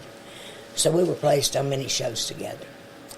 And I watched that boy go out there, give the crowd a good hour's worth of his daddy's music, and could sound incredibly like his daddy. When you hear Hank Jr.'s own voice, then you know it was a far stretch for him to sound just like his daddy, but he did. And then try to do something of his own. And the crowd would scream, do your daddy's song. I'm guilty of wanting to choke an entire audience. I mean, I was angry. And I have to say, if any artist in country music has had a right to be angry, rebellious, and bitter, it would be Hank Williams Jr. He was never allowed a childhood. By the time he was 8, his mother had him on the road being his daddy, and he said he liked nothing more than getting to be his daddy. Really, that's all he knew was music. He didn't know what a childhood was. And he said, I wanted to be my daddy until I got old enough to have a mind of my own, and then I wanted to do some of my own things. Heck, he wrote Stone at the Jukebox at age 16. He would try to do that one. They didn't want to hear it. It ain't your daddy's. Mm. And so I saw that happen. I had him sitting on my bus different times. This one time I remember, especially because his mother, Audrey, was coming to look for him. They wanted to run that boy ragged. Not just his mama, but the show buyers, management, everybody. Yeah. If he did a matinee show, then he had to go to a radio station and do an interview in between that show and the next one. Or a newspaper office, let's do an interview. He was drug around like a rag doll. And anyway, I became such a cheerleader then, but I moved on to other management and ceased to be with him. Oh, but I got to remember this one thing. One time he was hiding out on my bus because he kind of just didn't want to run around all evening between the shows. We're sitting at the dinner table on the bus. He sees Audrey coming out, and she's looking around. I think he's about 6 feet tall. He dove under that table and disappeared in a heartbeat. He said, if she steps up on this bus, don't you let her come any further up than them steps down there. Well, she didn't step up on the bus. He got by without having to be drug around at that particular time. But then I moved on to other management, and I wasn't doing shows with him. But it was just a couple of years later. My bus just happened to be, of course I'm in it, but we're not playing in Missoula, Montana. We're on our route to somewhere else for me to play. We just happened to be downtown Missoula. Interestingly, we never played the radio on the bus. Never had before, and we never did after. If we wanted music, we would play probably 8 tracks back then. Never any more than cassettes, because CDs were a long ways away at that time. This is 75. Anyway, the drivers always had the CB going. So there was no need for radio to be on. Why was it on? It had to be a God thing. The announcer comes on the radio and says Hank Williams Jr. has just fallen off of Ajax Mountain outside of Missoula, Montana. There I am, downtown Missoula. I had the driver take me to the hospital. I had just finished reading an inspirational book called A New Song. I bought it for myself. It wasn't given to me, so there's no writing up front to Jeannie C. Riley. I was able to write it to Hank Williams Jr. I had just finished it that morning. I was able to give him a book called A New Song. I wrote a blessing in the front of it and prayed for God to give him a new song. I knew in going to the hospital that I would not see him. You know, it was up in the air for a while whether he would even live or not. Yeah. The guy had to hold his nose on, had to hold one eye in. His teeth were all gone. Thank God he lived through it. But he didn't think he would to begin with. But anyway, I took that book to the hospital, gave it to someone in his crew, said a little prayer and left. I think it might have took a couple of years. I'm not sure when he came out of that situation, healed up enough to make records again. But when he did start recording again, he was singing a new song, and they were all his. He got Entertainer of the Year 5 years in a row, either from the CMA or from the Academy of Country Music after that. He kind of proved his point, don't you think? I was so happy for him. I don't know why the CMA didn't put him in the Hall of Fame 50 years ago. I mean, when you start at age 8 and you're not inducted until about 4 years ago. But I finally forgave the CMA that I was mad about for all the years he was not in there. I wrote him a letter about this. I told him I have been mad at the CMA for years, knowing you should have been in the Hall of Fame 40 years ago, at least 30 years ago. Why you're not, I don't understand. But I think he saved the blessing for you to be inducted for a time it would elevate your spirit some. He had lost his daughter just the year before. His baby daughter that he had breakfast with at 8 o'clock every morning when he was in town. They were close. He was crazy about Katie. He had lost her the year before. It's like I told him in the card I wrote him. I said, in no way is any award or accolade going to replace a child. But God knew you needed something to lift your spirit. I finally forgive the CMA. I don't think they knew why, but I think God knew why he had them to wait till now to let you have that award when it would mean the most to you. I'm told that he kept that card standing up on his desk for a while. It could still be there. I don't know. I'm sure a Hank Williams Jr. desk is full. But I still send him a birthday card every year. Just so happens he's born on May the 26th, the same day my darling great-grandson Dallas is born. They have a birthday the same time. And I can't think of one without thinking of the other. But anyway, I love Hank Williams Jr. I always have. He's real. Some people don't like him because he flat tells you how it is.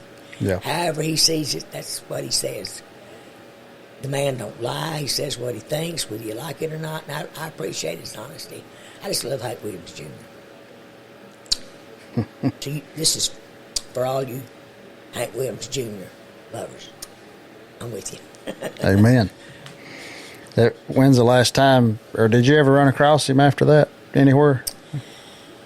Ooh, I did shows with him, yeah. I did. I was even signed to the same agency he was with for a while, Top Billing. I don't remember when I saw him last. I've told him, in cards I've written him, Hank Jr. doesn't write cards and letters. A lot of people who know him say, don't ever expect one back. Yeah. But just know that he appreciates what you send him. He's just not one to pick up a pen and write a letter. Although I got a friend named Bobby Tomlin, songwriter out of Nashville, and great guy. Yeah. His name ought to be Williams. Yeah. He's close to all the Williams. In fact, he's the one that got me back kind of in touch with Hank Jr. and Hank's oldest daughter, Hillary's a good friend of mine. Leela Williams, Hank Sr.'s baby sister. Can you believe he's got a sister? Just mere months older than me. Well, he died so young, and that's why. You know, you think about Hank Williams, you think, oh my word, he would be 200 now. No, he wouldn't. He's 29. So he could still be alive. He was just 29 then if he lived to be really old. But anyway, she's a friend of mine. I've got to tell this. Bobby Tomlin gets her on the phone. We have conference calls. And Hank Sr. has a nephew. I wish I could think of his name. He's this dear guy, musician, guitar player. And Leela Williams Griffin, that I'm telling you about, the sister of Hank Sr., she plays the piano. Seriously, if your name is Williams, you make music. Yeah. Anyway, we'll be having several hour-long conversations. Just love those people. Well, Leela, and oh God, forgive me that I can't think of his name. I just love that guy. They asked me if I would sign pictures to them. I got their addresses and I sent pictures to them. Next time we had another conference call, Leela is carrying on how excited she was to get my autographed picture. And I just had to say, I said, Leela, I have just got to ask you this. I said, arguably, but I think probably favorably, Hank Williams may be the best known country artist that's ever been alive. How come you would be so excited about my autograph picture? She said, oh, Hank was just my brother. And I'm thinking, oh my, Hank is just my brother. And I thought of that verse in the Bible that says, a prophet is not without honor except in his own country. Except in his own country. He's just my brother. It doesn't matter that he wrote songs that'll be alive till the kingdom comes and on. He's just my brother. I thought that was hilarious. He wrote songs and he inspired a lot of people. I mean, there ain't no telling who all we wouldn't have if we didn't have Hank Williams, you know. Bobby Tomberlin was talking to Hank Jr. one day, and Bobby just dropped my name. I was thrilled to hear this. He said, Junior said, Jeannie C. Riley, I just love Jeannie C. Riley. Would you believe that she prays for me? Oh. I'm hearing things. That lately he has come on and talked to people so warmly and humbly and thanking them for their prayers. He'd had a little bit of a health problem, but thanking them for their prayers and just maybe a sweeter spirit than they expected from Hank Jr. All I know is I'm not surprised because I know where he's headed. You said your best friend that you made in the business is probably Miss Donna Fargo. Best girlfriend, yeah. Best girlfriend. I recorded a song called The Lions Club. I had a single on it. I don't know if I was still on Plantation Records. I think it was. I think probably. Could have been MGM. That's the next place I went. Label made of Hank Jr. at that time. Yeah. To learn the demo, or to learn the song from the demo I was given of the song, The Lions Club, I heard a voice that I said, if I ever hear that voice again, I will know where I heard it the first time. I didn't know her name then, but I knew I would recognize that voice if I ever heard it again. Well, about 2 years later, I hear a song come on the radio. The happiest girl in the whole USA. Donna Fargo had not gotten over a line or two, and I said, there she is, I found her. I knew I would know that voice again if I ever heard it a second time. Well, I got to looking into things, and I discovered that she was born Yvonne Vaughn from Mount Airy, North Carolina. She'd moved to California, teaching school. She moved out there hoping to become a singer. She didn't think of Nashville first, but she wanted to be a singer. She was a smoker that quit because she said to herself, to be the best singer I can be, I've got to quit this. So she gave up smoking. This girl has got a strong, resolve to do what she needs to do. Everybody knows that she had multiple sclerosis later down the road. She ate everything she was supposed to. She took control of her diet, her rest. She did everything that she knew to do to help herself. And she got that under control. Just a few years ago, she had a stroke. She had to learn how to walk all over again. She had to learn to write all over again. She lost the use of her body. She's up and going again. Looks as young as she ever did. You just can't keep a good girl like her down. But anyway, I found out that she had been recording on the Ramco label out in California right prior to Happiest Girl. And she wasn't yet Donna Fargo. She was still Yvonne Vaughn.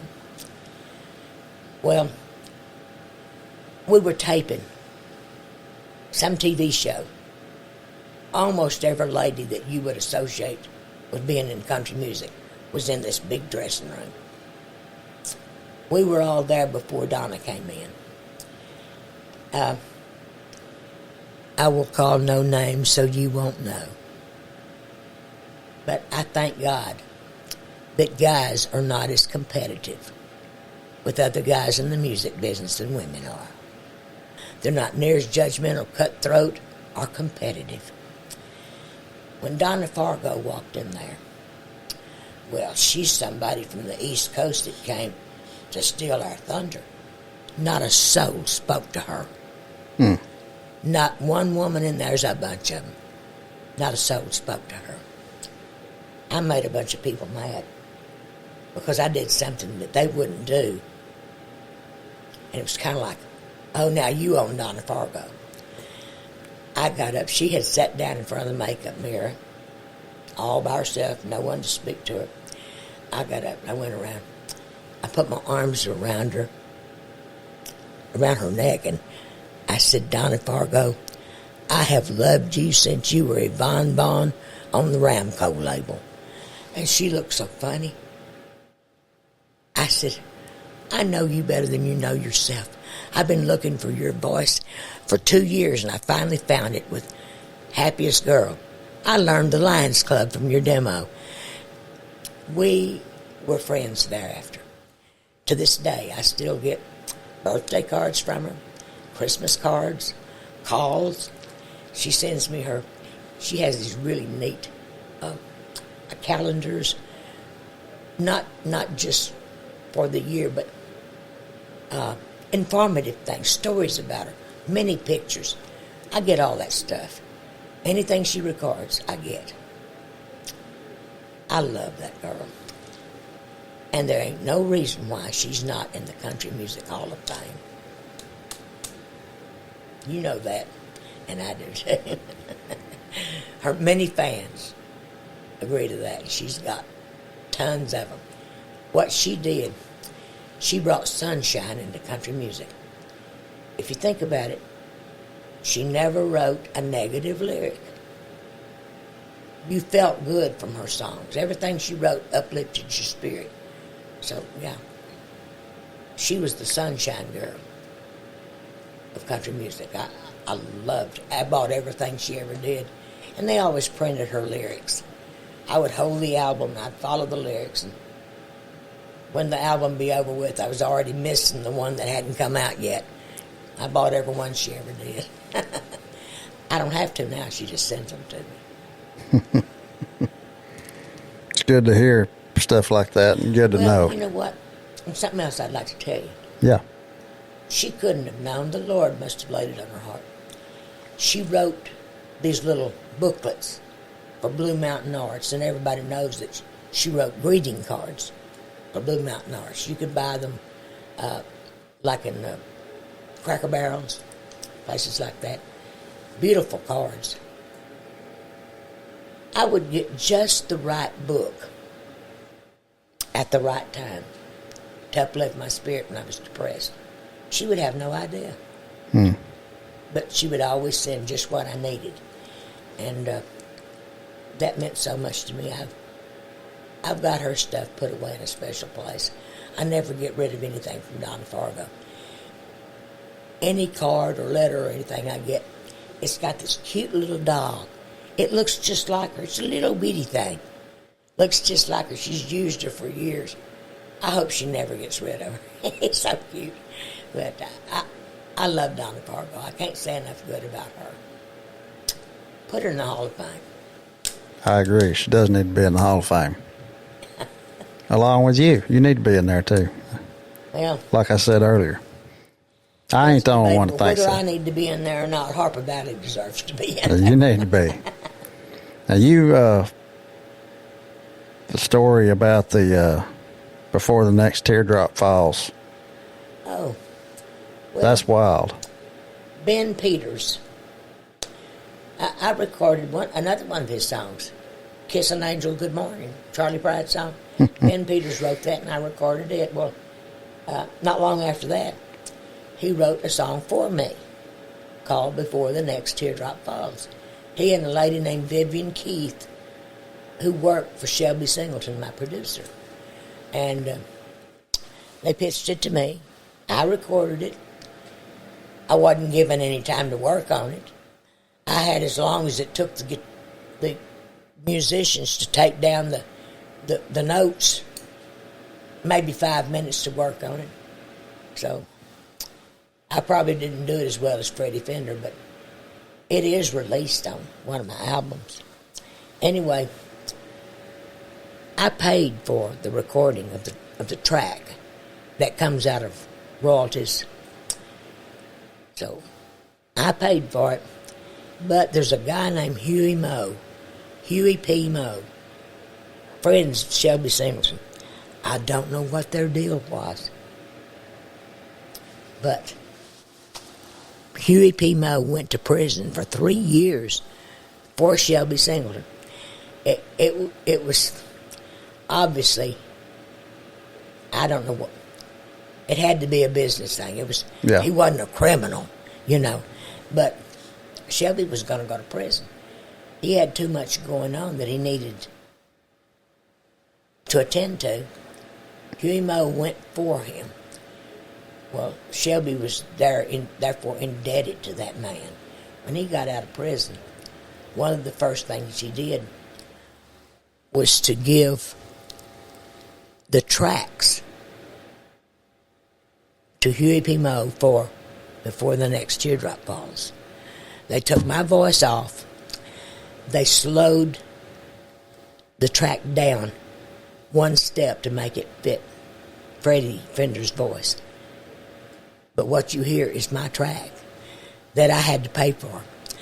And I did several shows with Freddie Fender.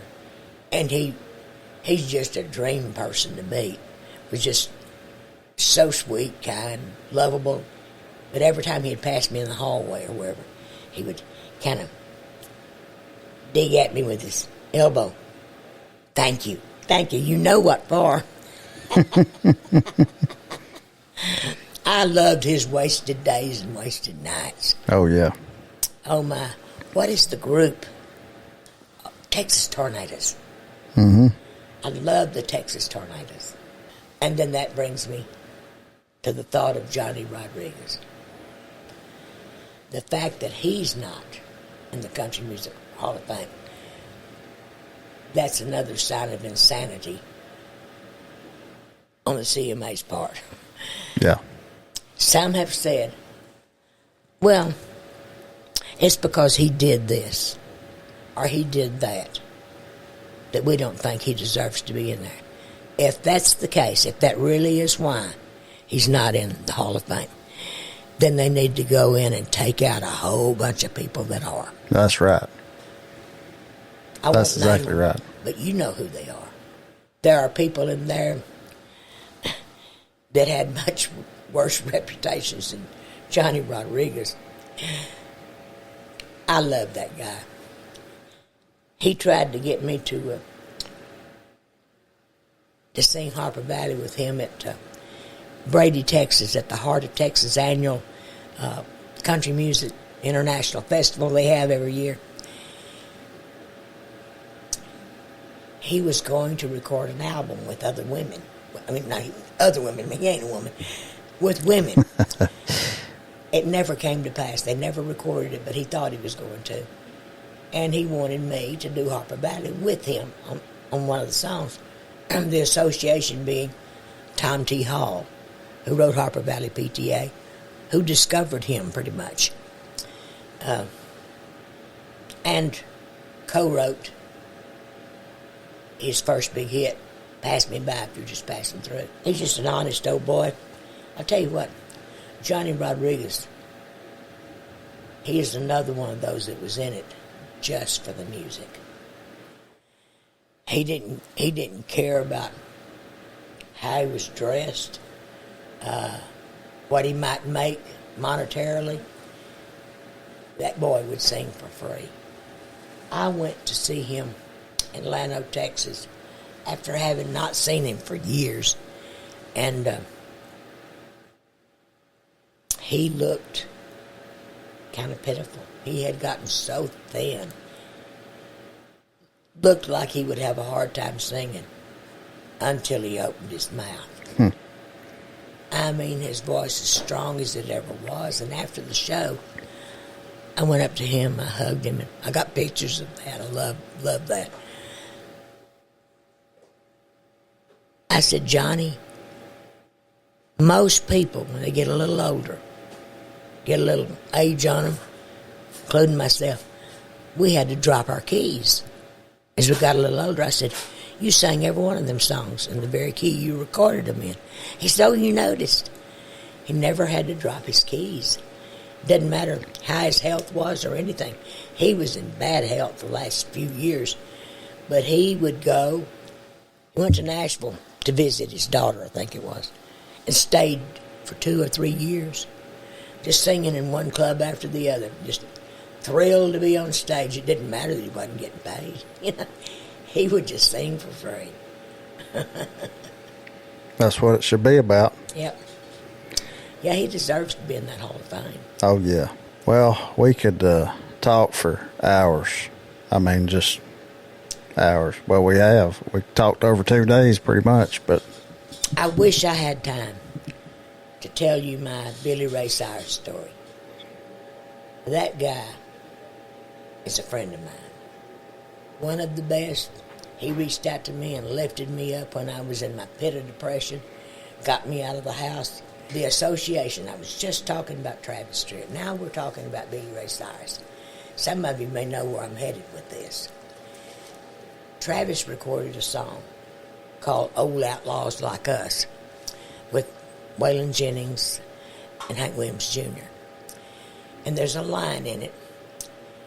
Travis says something about when all the dancing guys have died away or whatever, I'll cast my vote for Hag or something like that. That hurt Billy Ray's feelings.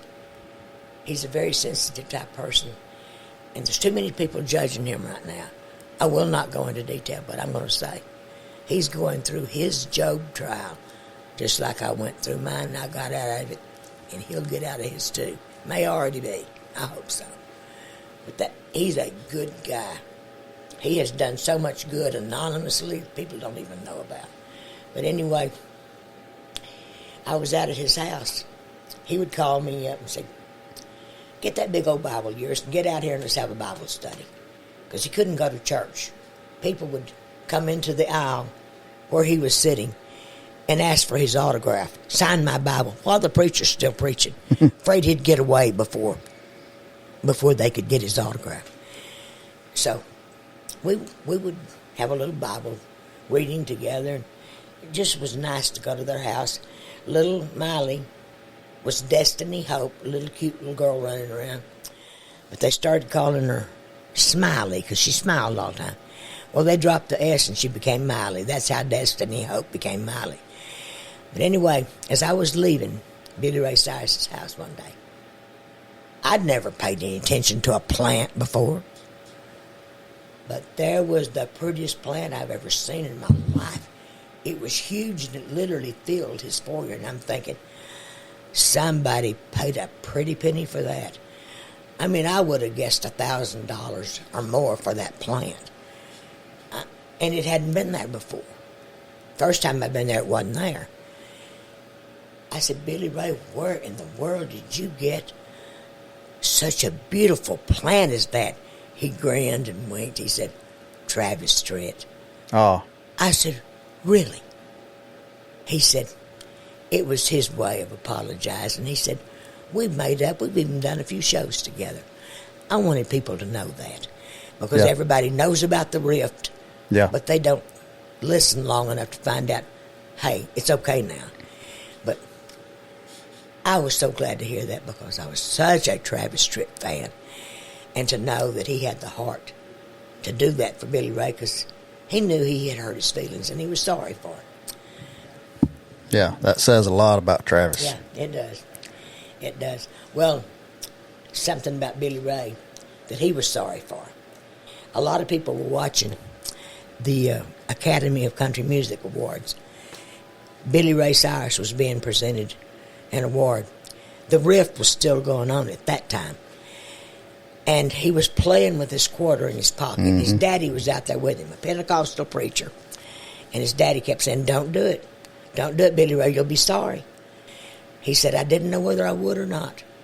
But when I was called up there to get my award, he said, it just hit me. I've got to do it. He pulled that quarter out and said, here's a quarter, call someone who cares. He said, the minute it left my mouth, I was sick. Just sick that I'd said it.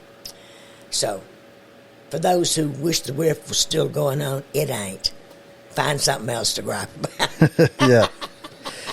That's right.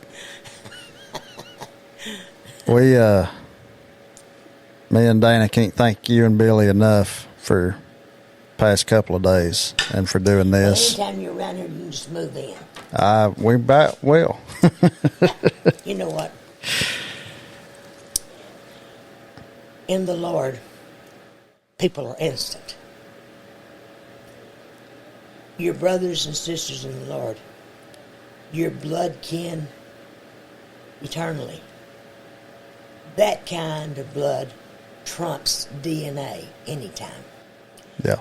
I have got relatives that I love. I really care for them, but I'd rather be with you than them. That really I means a will not lot. say that about my kids. Everybody loves their kids. Absolutely. That's I there. give my life for those kids. Well, we feel the same way about y'all. I don't have a nephew I'd rather be with than you. I don't have a cousin I'd rather be with than you. I do have a cousin, Joe Lynn Moore, that I love him. He's cool. He's very cool. Well, I got a couple of kindred cousins that are just big old teddy bears. And you would remind me of the kindred cousins. That's who you'd remind me of. But you've brought some Alabama to us this week. I want you to hear him use the word D-A-N-C-E in a sentence. Dance. Would you do that for us? Dance. Say it again. Dance. Dance. You know he's from Alabama if he says dance. That's right. And I bet you say over there for over there. Over there. Over there. Yeah. Over there. It's right over there. Well, don't think I'm putting down Alabama, because let me tell you, I got roots in Alabama. My paternal grandpa, Willie Pless Stevenson, was born and raised in Hartsville, Alabama.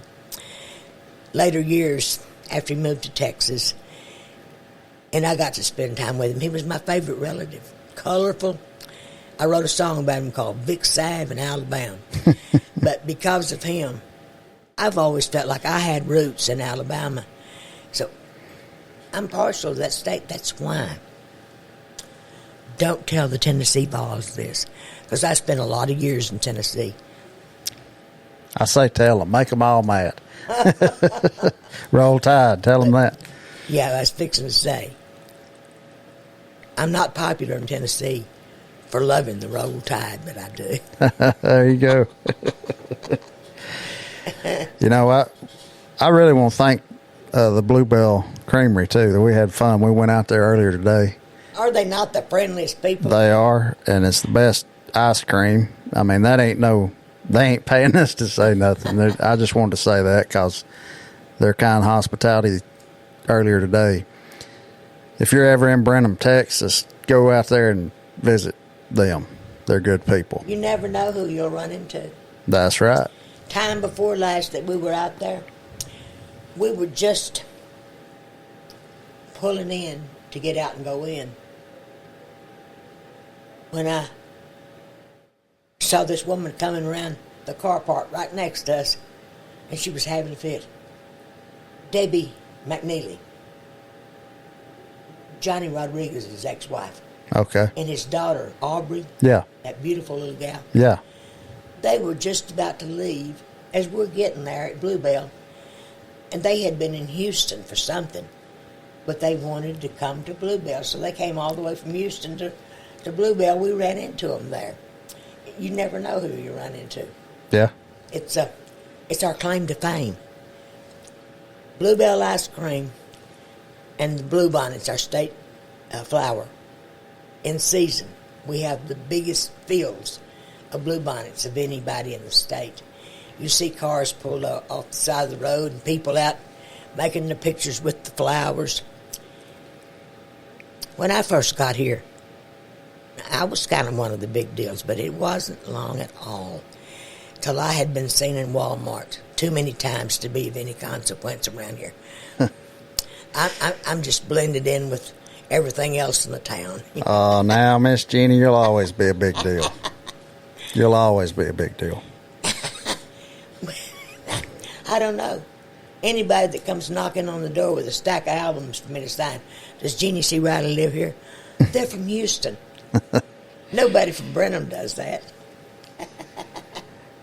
Well, that'd be one good reason to stay, I at had least. this guy named Branch Masterson Shepherd. He is a relative of Bat Masterson. Oh, Branch Masterson Shepherd. He's a lawyer and loves music. He had a stack of my albums, and he came knocking on the door wanting to know, does Jeannie C. Riley really live here? Well, I invited him in. Nice, super nice guy. And he asked if I'd mind signing his albums. So at that time, this chair wasn't here. That Queen Anne or whatever that is. yeah. It was sitting here in the hassock. Is that what you call that? The Ottoman thing. The ottoman was sitting here. I had my Bible sitting on the ottoman, and he's got his albums laid out there. So I sit down here and I start to sign. I sign an album and I put it over on top of my Bible. He yanked that up. He said, "No, my grandmother says never put anything on top of your Bible. I won't let anything be on top of it." You know. Yeah, I set them bread ties on there a while ago. That's what I was sitting here thinking when you're saying I never that. thought a thing about sitting something on top of my Bible. No. Until Branch Masterson Shepherd said what he did. Now, it's funny. My open Bible that I will keep at the kitchen table, I'll set things on it. But if it's on the ottoman, or it's right there, I have almost set more things over there on that Bible. Well, we really do appreciate y'all's hospitality, and I've had a wonderful time. we love y'all, and appreciate y'all watching, and we'll see you next time. Watch Andrew Pope's podcast. If you want the truth presented in detail, he's the one to watch.